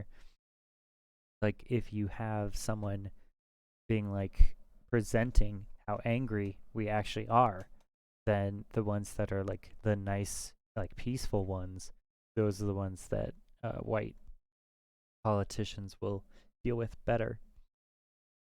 The maneuverings illustrated once again a splintered civil rights movement, even as all the factions worked in their own way against Jim Crow and federal government, and against such legislation as the Immigrant Reform Bill and proposed bans on the interracial marriage. By 1915, Booker T. Washington's long-held supremacy was in decline, as W.E. Du Bois and the nascent NAACP took over the lead in the movement. And then there was the radical newspaper editor Monroe Trotter and his band of followers who simply would not go away, and in fact had reclaimed center stage. Blowout at the White House had certainly restored Trotter to the forefront, as he became the talk of the nation and the subject of heated praise and criticism, but a fractured movement, one that featured spying and other subversive acts, was hindering the overall cause. Racist and political opponents certainly gloated, and leading Negro newspaper, the Chicago Defender, addressed the disunity in its first issue of the year 1915. Editorial that day was tantamount to New York's wish regarding the three kings of the civil rights movement. Wouldn't it be a glorious thing if the Booker T. Washington faction, the Du Bois faction, and the Monroe Trotter faction would get together on a common ground and fight unitedly for the things that they are now fighting singly for? The infighting helped no one but its foes, the newspaper said. While we are squabbling among ourselves for some petty honor, what we have gained is being taken from us. Trotter had been staying with Ida B. Wells, and the editorial was published. The Chicago Tribune ran a letter by Booker T. Washington in opposition to the Senate's immigration reform bill around the same time. Trotter read about Washington's statements against the bill and seemed caught up in the spirit of One for All for One on the night at the Orchestra Hall event, where he had spotted George Cleveland Hall in attendance. Trotter had gone over to Hall and unfolded the newspaper clipping he had with him and reporting Washington's opposition, marking to the Bookerite that for once he and Hall's chief were agreeing on the same thing. He hoped that all factions might learn to stand on a common platform as a result of the fight against the bill's Negro Exclusion Clause. What a fine thought, Trotter said, if Washington, Du Bois, and himself were to appear in the nation's capital arm in arm against the measure. Wishful thinking on Trotter's part for sure, but there's another matter in the offing that would come awfully close. Wow, so on like the site of his greatest, kind of defeat, or embarrassment at least, Trotter went up to one of his opponents who was spying for him to do the monitoring for the Booker T. Washington faction. Gosh, it's so humans are so weird.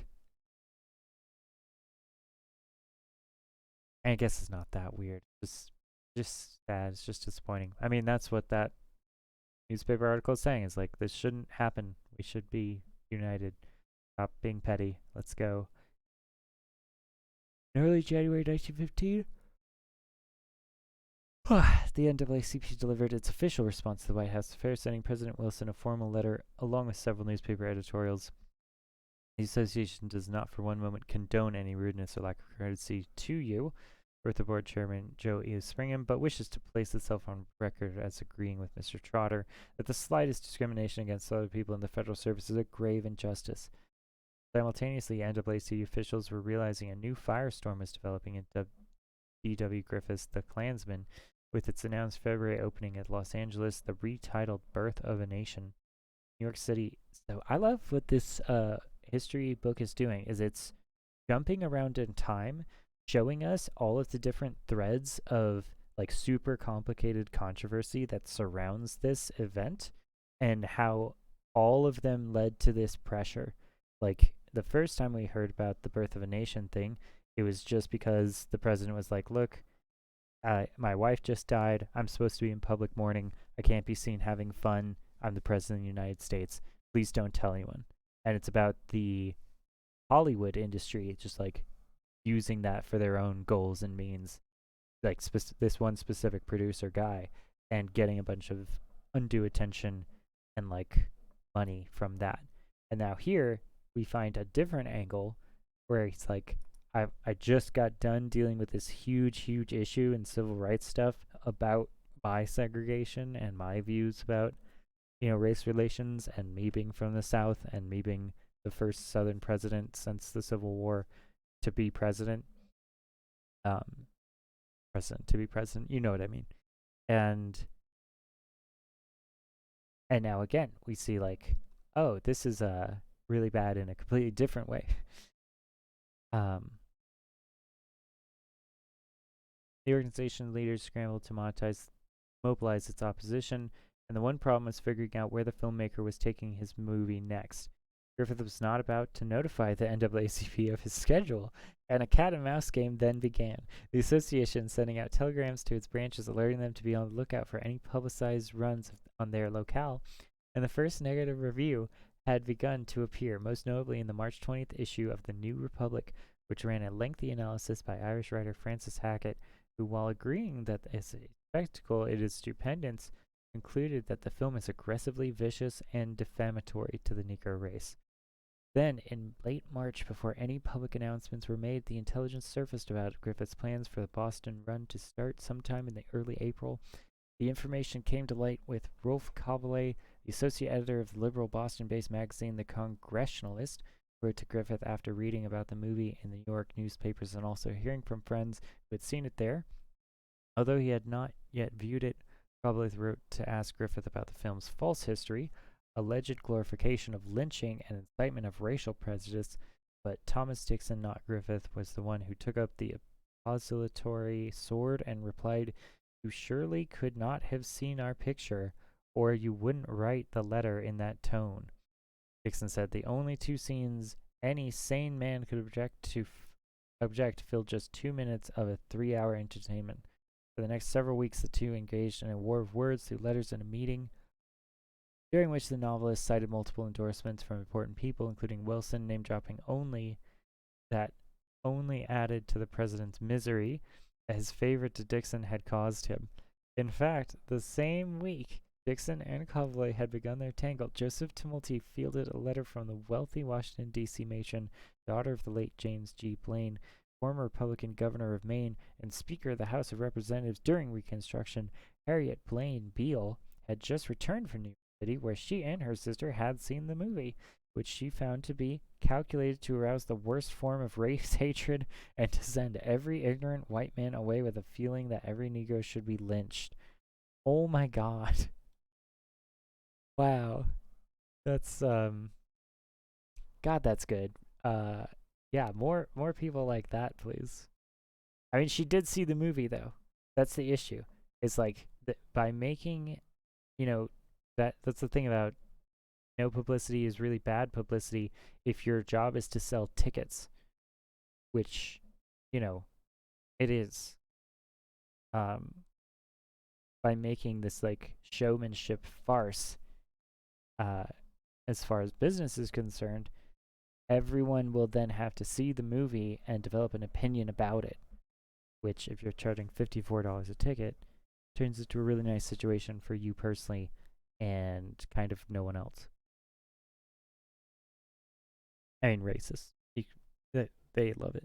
The KKK, to this day, still loves it.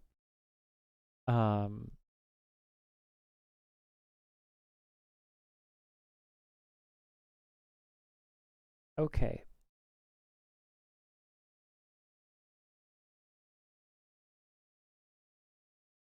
She asked Tumulty about the rumors of the White House screening.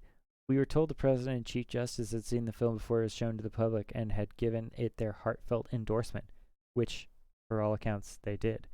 The latter was a kind of political headache Wilson did not need, and talk about his involvement in Griffith's film only continued to nag him throughout the spring. In the byplay between Copley and Dixon, however, the reference to Wilson's endorsement was just as juicy a morsel in the pair's deepening debate, and the most important piece of information Copley attained was that Griffith was bound for Boston. Moreover, he learned that Dixon and Griffith saw Boston in a different light, regarding the city as the crucial point for their enterprise, and that it was more likely to object to such a play than any other city, and that if they could get by in Boston, they would be able to go anywhere else in the country. The opposition strategies began unfolding as work in progress. It's interesting that Boston becomes the central hub for African American work. I wonder if it's just northern African Americans or if people from the South moved there. The opposition strategies began unfolding as works in progress, and Moreau Totter would soon move to the forefront as the Boston resistance crystallized. He, Du Bois, and other leading NAACP officials all recognized that to complain about Griffith's epic only added to the unprecedented marketing plan that the filmmaker and his backers had developed for the movie's rollout. Yeah. Interesting.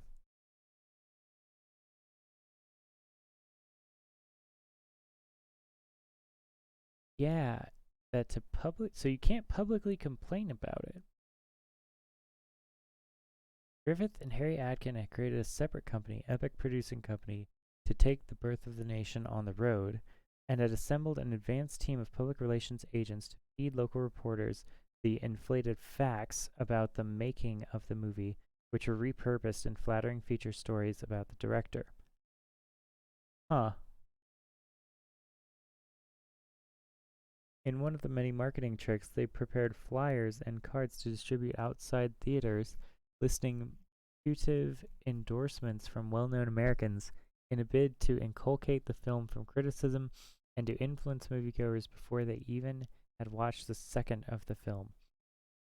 Many of these so-called endorsements were later shown to be a mix of fiction and hyperbole. They even hired detectives to provide security in Boston to track the movements of some of the movie's leading opponents there.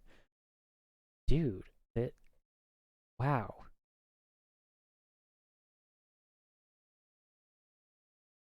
It's amazing how advanced the film industry is. Like, dirty Hollywood is terrifying.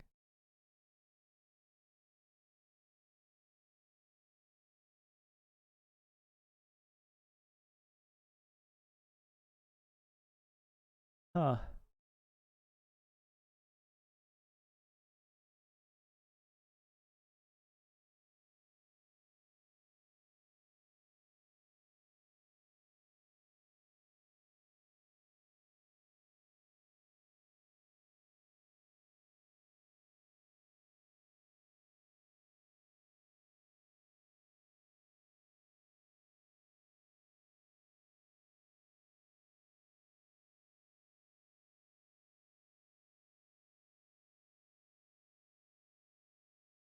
Yeah.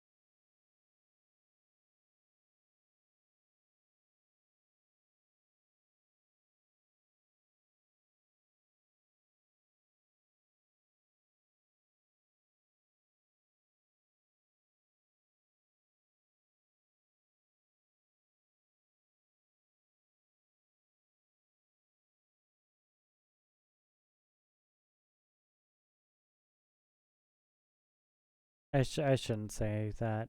I I was thinking about writing a thing about Hollywood industry and the books that I've like seen around about how dirty politics in Hollywood actually was, and all of this stuff from like the golden age of early 1900s Hollywood industry, where there's lots of detective stories and things like LA Noire and all this stuff, but like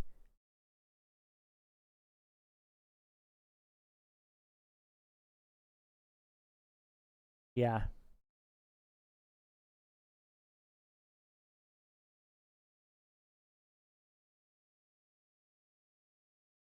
I mean, it's Hollywood is not a fun and happy place for lots and lots of reasons.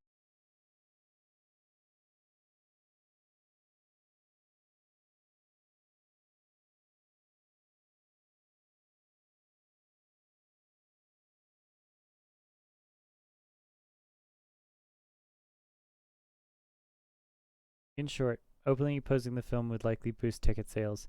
Much of the publicity resulting from our fight against Birth of the Nation has helped to photo play the NAACP official acknowledgement at one point. Certainly furthered the ends of marketing schemer Thomas Dixon, who had years of practice stirring up publicity for his novels and had once tried to provoke Booker T. Washington into a debate to spike sales of a new book. During one of his heated exchanges with Colblay, Dixon made the same point as the NAACP after the Boston opposition got underway, taunting, "The silly legal opposition they are giving will make me a millionaire if they keep it up." Booker T. Washington, on the other hand, suggested a muted approach and warned to proceed with caution regarding any public statements. "I hope our friends will be very careful not to be used in a way to advertise the play," he wrote a Bookerite in Boston, to whom he summarized the run-in with the novelist. "Our friends in Boston want to be sure the same trick has not played on them." But for Totter and the Boston NAACP to not respond, to stand by and stay silent, was not only unacceptable, but it seemed irresponsible, especially in consideration that The Birth of a Nation marked a pivotal and historic moment for the fast-evolving medium of the film by showcasing moving pictures' enormous reach and power to shape public opinion. For opponents, it was a sheer anti-Negro propaganda tantamount to the miscarriage of justice that Griffith had prosecuted in the court of public opinion. By manipulating the evidence, the director had framed the Negro race, and it was now up to Totter and others to undertake a public appeal and crusade to overturn the wrongful conviction. It also meant trying to stop the movie in its tracks by censoring it. The opponents had the apparent backing of the nation's highest court in fighting against Griffith's film. Even if civil rights activists were likely not giddy with enthusiasm, for one, they were deeply aware that the Supreme Court did not always get things right, and the 1896 separate but equal ruling, Plessy v. Ferguson, was an anathema to them, the legal foundation upon which Jim Crow in the 20th century was built. Moreover, a censorship strategy was discomforting for many civil rights leaders who ordinarily were as vociferous about the civil liberties of free speech and expression as they were about equal rights. The censorship strategy brought about a dissonance where usually there was a harmony, a tension that one journalist in Chicago noted in an article about the NAACP's role in pursuing it. The strategy, the reporter wrote, must have embarrassed those members of the association who, like Chicago NAACP member Charles T. Hallman, have always fought censorship of any kind.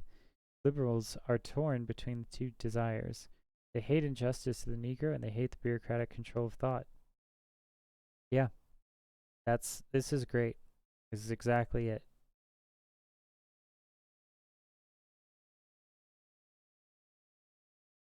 Monroe Trotter, as a newspaper editor and activist, was certainly mindful of the free press and free speech rights.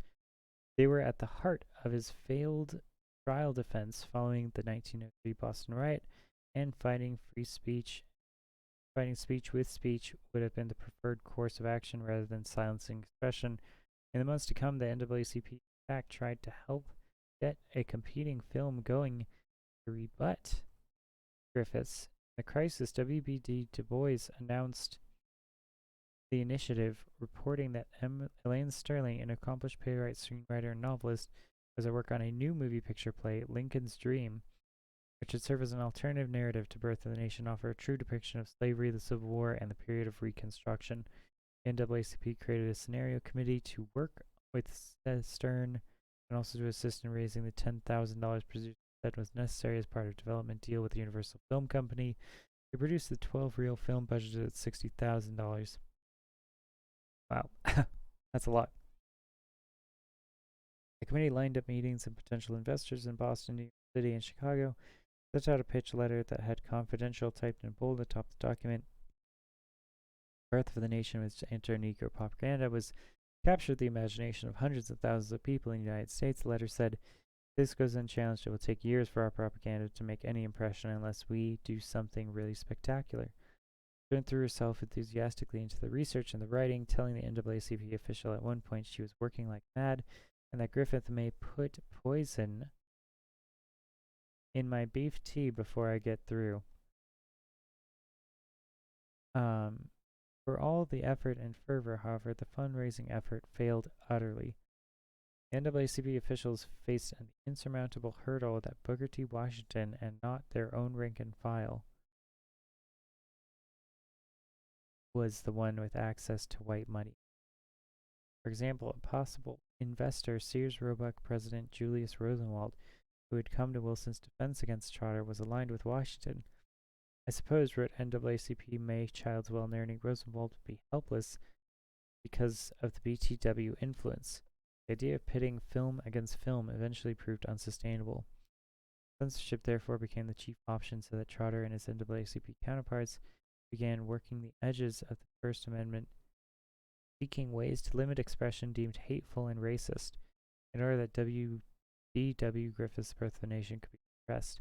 The effort served in effect as a prequel to national free speech controversies later in the 20th century over the scope of the First Amendment, and one New Hampshire man named Walter Chaplinsky was charged with a breach of peace for shouting at another man that he was a fascist. Really? Breach of peace. In 1942, the Supreme Court supported the conviction, creating a fighting words doctrine, ruling that speech likely to result in an immediate violent response may be prohibited.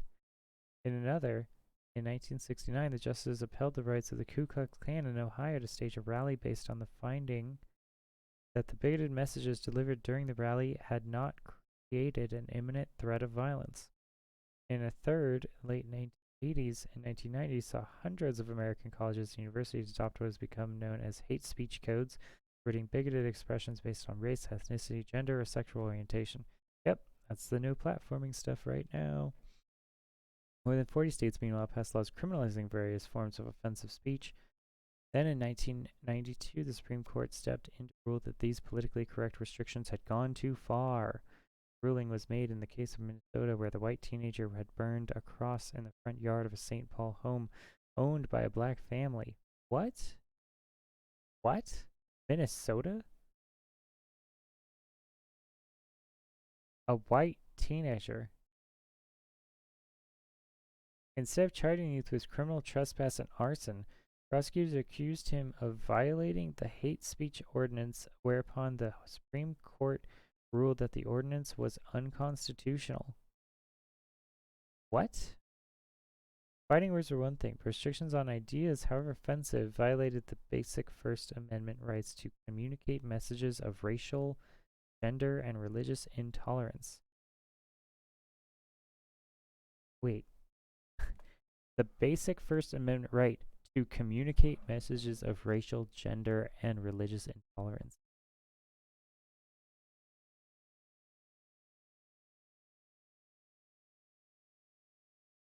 There is that a First Amendment right? Okay. This is beyond the scope of my homework, but apparently we need to reread the First Amendment.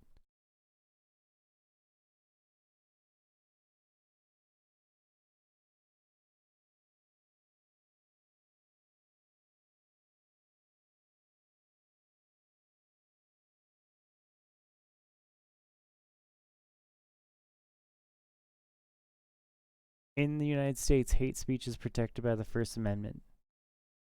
What the hell?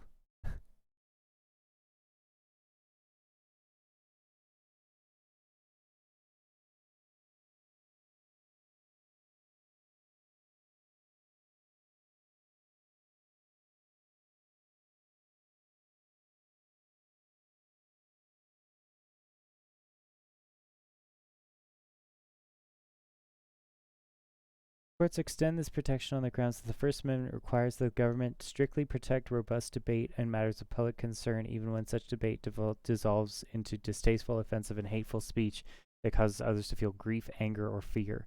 The Supreme Court's decision in Snyder v. Phelps provides an example of this legal reasoning. Under the current First Amendment jurisprudence, hate speech can only be criminalized when it directly incites imminent criminal activity or consists of specific threats of violence targeted at a person or group. Snyder versus Phelps is from March 2nd, 2011.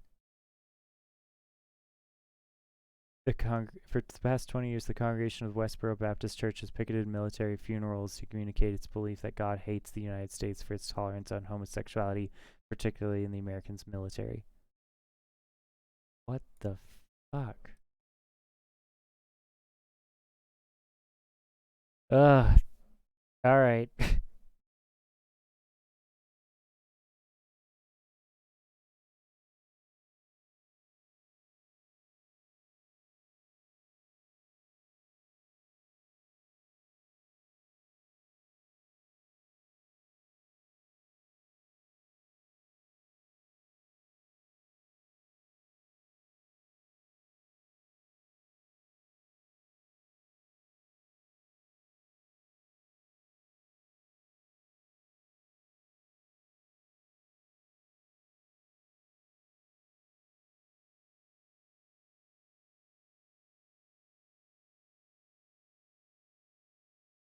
Yeah. Snyder filed a diversity claim against Phelps and his daughters who participated in the picketing, and the church, alleging that, as relevant here, state tort claims of intentional infliction of emotional distress, intrusion upon seclusion, and civil conspiracy. A jury held Westboro liable for millions of dollars in compensatory and punitive damages. Westboro challenged the verdict as grossly excessive and sought judgment as a matter of law on the ground that the First Amendment fully protected its speech. The district court reduced the punitive damages award but left the verdict otherwise intact. The Fourth Circuit reversed, concluding that Westboro's statements were entitled to the First Amendment protection because those statements were on matters of public concern, were not provably false, and were expressed solely through the hyperbolic rhetoric. Okay. Man, it's so disappointing that there's so much work to do. Ah, God.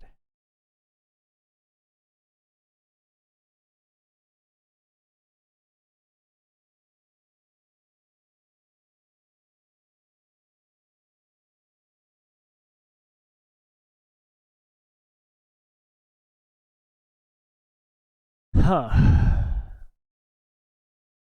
Hell, the First Amendment shields Westboro from tort liability for its picketing in this case.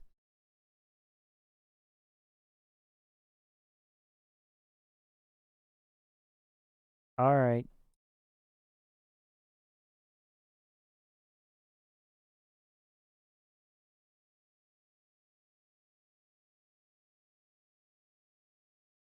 Alright. You know, sometimes learning about the world makes it worse.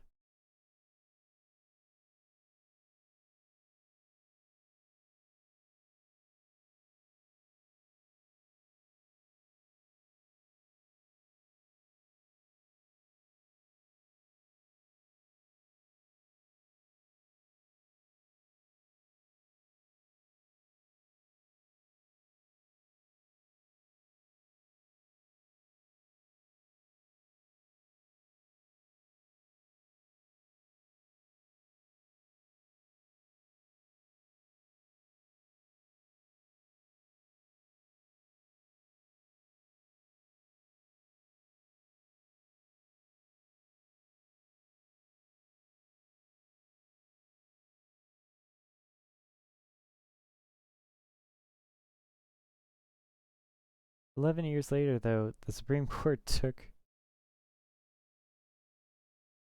Alright.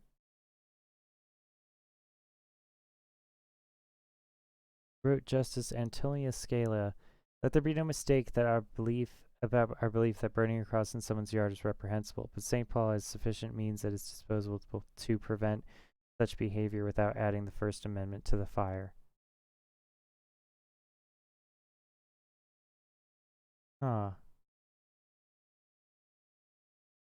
11 years later, the Supreme Court took another look at cross burnings as protected hate speech and tweaked its earlier position, ruling that if Virginia authorities could prove a cross burning had created imminent fear and intimidation, then the offender could be prosecuted. But absent that, the burning itself warranted First Amendment coverage. The state may choose to prohibit only those forms of intimidation that are most likely to inspire fear or bodily harm, just as Sandra Day O'Connor wrote in 2003. See, why are we playing this game? Like, that's really what I want to know. Is it because they're afraid?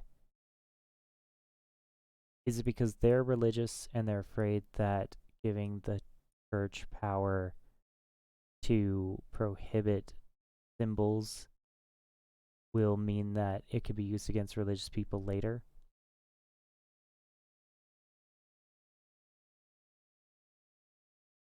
I mean, and that's the other thing, is like America's First Amendment about free speech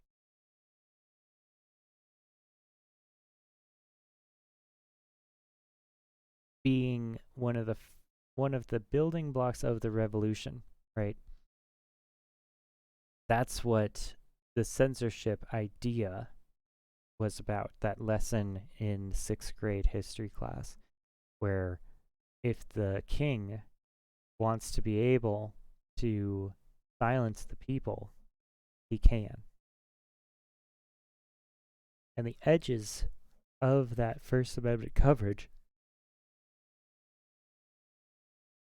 is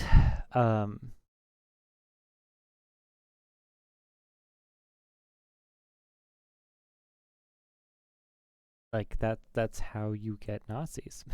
Like you literally let them speak in massive groups. I guess it's just because if the people they're worried about if evil people get into the government and start controlling everything, and then it turns into this fascist state. Maybe. I don't know. Like, what's it? It's one of my favorite founding fathers has a good quote that's like, America is never designed never to fail. It's just designed that if it does fail, the people would deserve it. That's like the thing. It's democracy isn't a thing you just get to take your hand off the wheel.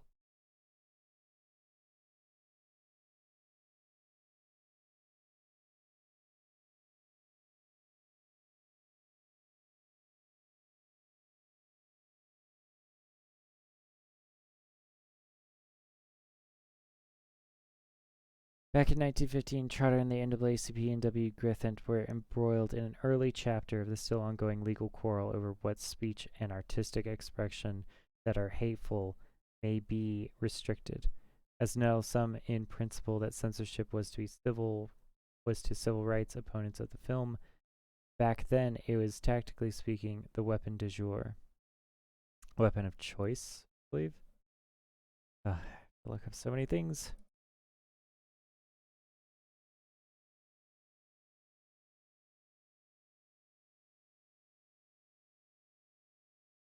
Weapons du jour by right, according to law.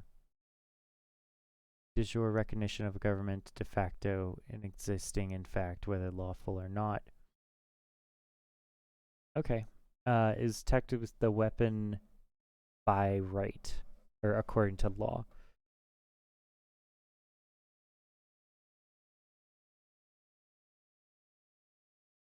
Alright. By the end of March 1915, Monroe Totter was winding down his speaking tour and heading back east. On Thursday night, April 1st, to an overflowing crowd at the Ward AME Church in Peoria, Illinois, a city located along the Illinois River about 165 miles southwest of Chicago, he talked about his run-in with Woodrow Wilson and about the dangers of self-segregation and seeking separate YMCAs.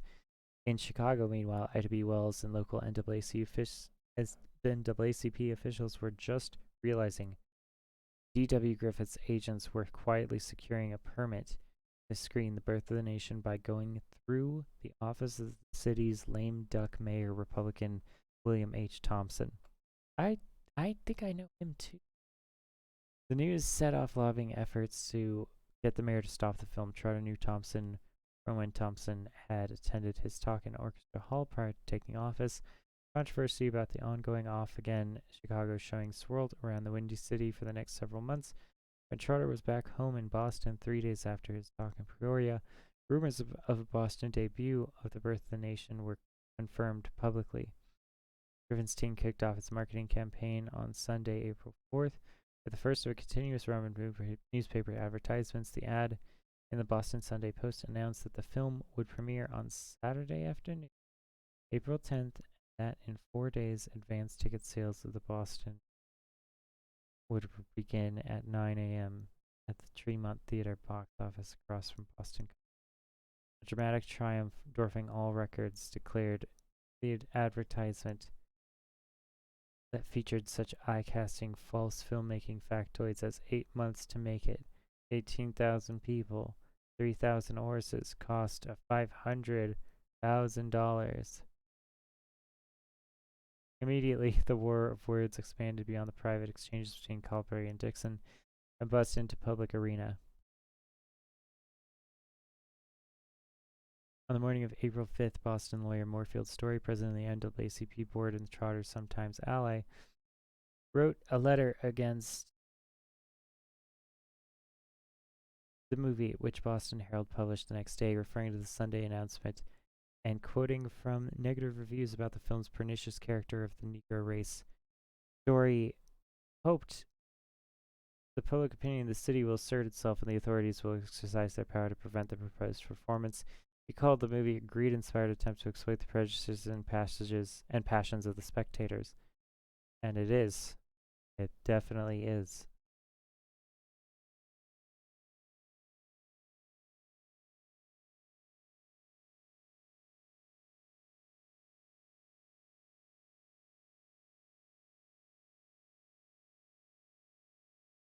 Griffith's business agent and key public relations operative J.J. McCarthy, already in town to get ready for the opening, did not waste a second in firing back. He composed a retort defending Griffith, and the Herald published the next day, "We deny in toto that we are incalculating race prejudice." McCarthy insisted he also came up with a stunt to put money where his mouth was. As part of the film's company's rebuttal to the allegation that Griffith's masterpiece falsely reached the story of the history of the Civil War and Reconstruction, Mr. David W. Griffith will give to Mr. Story or to any charity he may name the sum of $10,000 in return for pointing out any such distortion.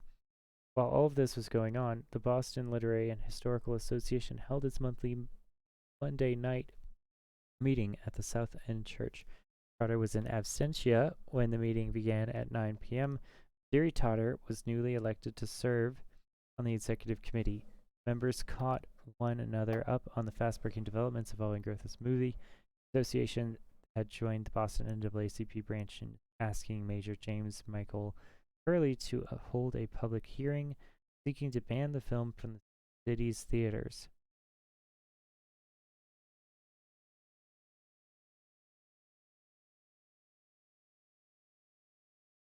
Word had just come back from the mayor's office that a hearing would be held at City Hall on April 7th, just 2 days away. Everyone was urged to round up people to attend, and then they voted on a resolution to send to the mayor condemning Birth of the Nation. They strategized as to the best method of procedure at the protest meeting, and several members suggested that with Mayor Curley and his reputation as culture czar, the best way would be to attack the play on the grounds of immorality. Monroe Trotter, meanwhile, needed to get back to Boston. He had been notified first of the Sunday advertisement and then about the upcoming City Hall hearing.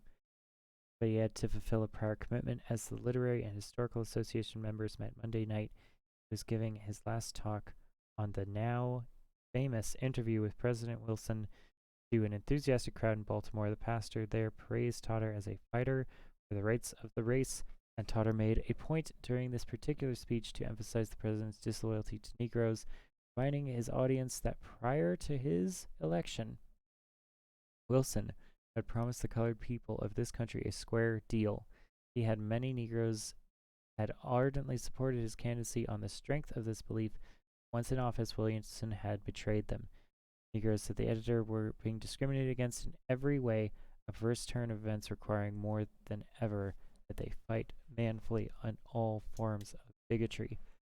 Immediately after the event, Trotter boarded a train bound for Boston, and making loyalty a theme of the Baltimore talk, he might well have been looking ahead to the hearing before Mayor Curley in 2 days' time. If so, Trotter had a feeling confident of fate that this monstrous new film was falling into the lap of the 40-year-old Democrat and political party boss. He, Curley, had history which included that they were both jailbirds at the Charles Street Jail within months of each other in 1903 and 1904. More importantly, of course, was their more recent involvement. Trotter had attracted then Congressman Curley in 1913 for help in arranging his first White House visit with Wilson. Curley, on behalf of one of William Monroe Trotter, prominent colored citizen of Boston, then contacted Presidential Secretary Tumulty to express Trotter's concern over the segregation of the colored employees of the post office department.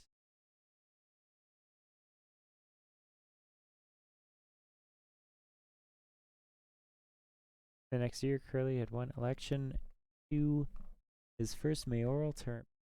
Trotter serving as the vocal member of a successful coalition that consisted of supporters from the city's 15,000 strong Negro population and the Irish and other working class immigrants Curley had.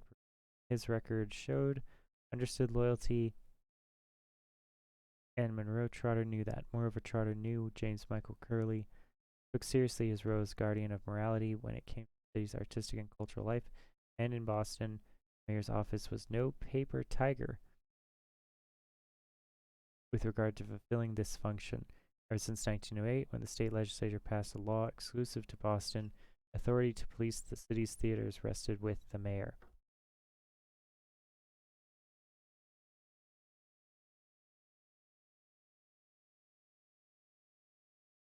Meant that a mayor or his agent, such as the police commissioner, could pull a theater license if he found any part of the show obscene or immoral. Once he took office, Curley had appointed staffer John M. Casey, a city hall censor, to assist him. The pair became Boston's equivalent of legendary national censor Anthony Comstock. Oh, wow. That is literally from Bioshock Infinite.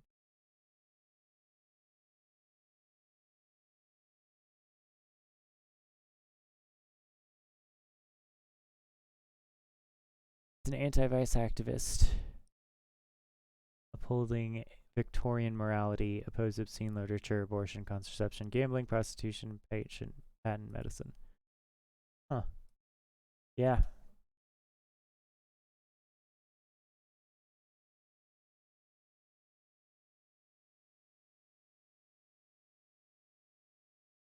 All right. Well, that's going into the script for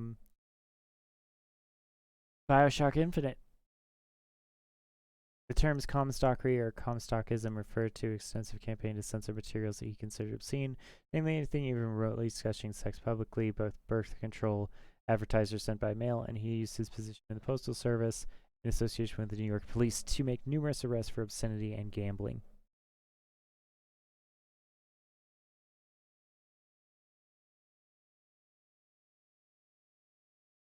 All right.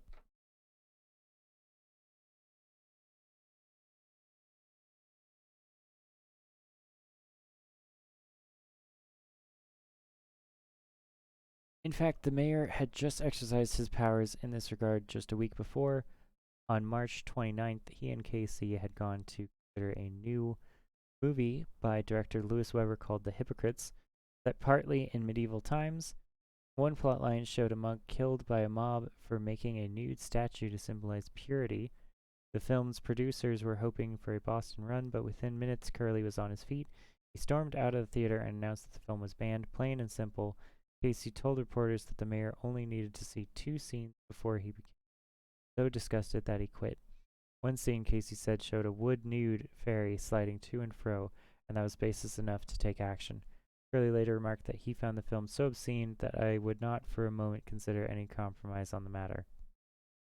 He said that he expected moving picture houses here to respect my wishes, and he instructed Casey to be on the lookout. The hypocrites, he declared, would never play in Boston so long as he was mayor. Under the law, he said, I am empowered to stop any immoral exhibition. This decisive action was fresh news on the eve of hearing of the birth of the nation. The task for the movie's opponents was clear. They now needed to show Griffin's film was immoral as any stage play or moving picture that the mayor routinely censored. In this light, who could argue with Monroe Trotter if he felt upbeat, headed home, thinking he had D.W. Griffith right where he wanted him? This is good. This is a good book. I mean, it was long, and we did have to read all of it for 2.5 hours, but it was good. This is a good book. I might purchase this book.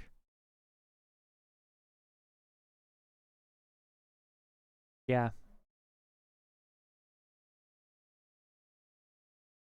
All right. So, yep, that is 2 down and 2 to go.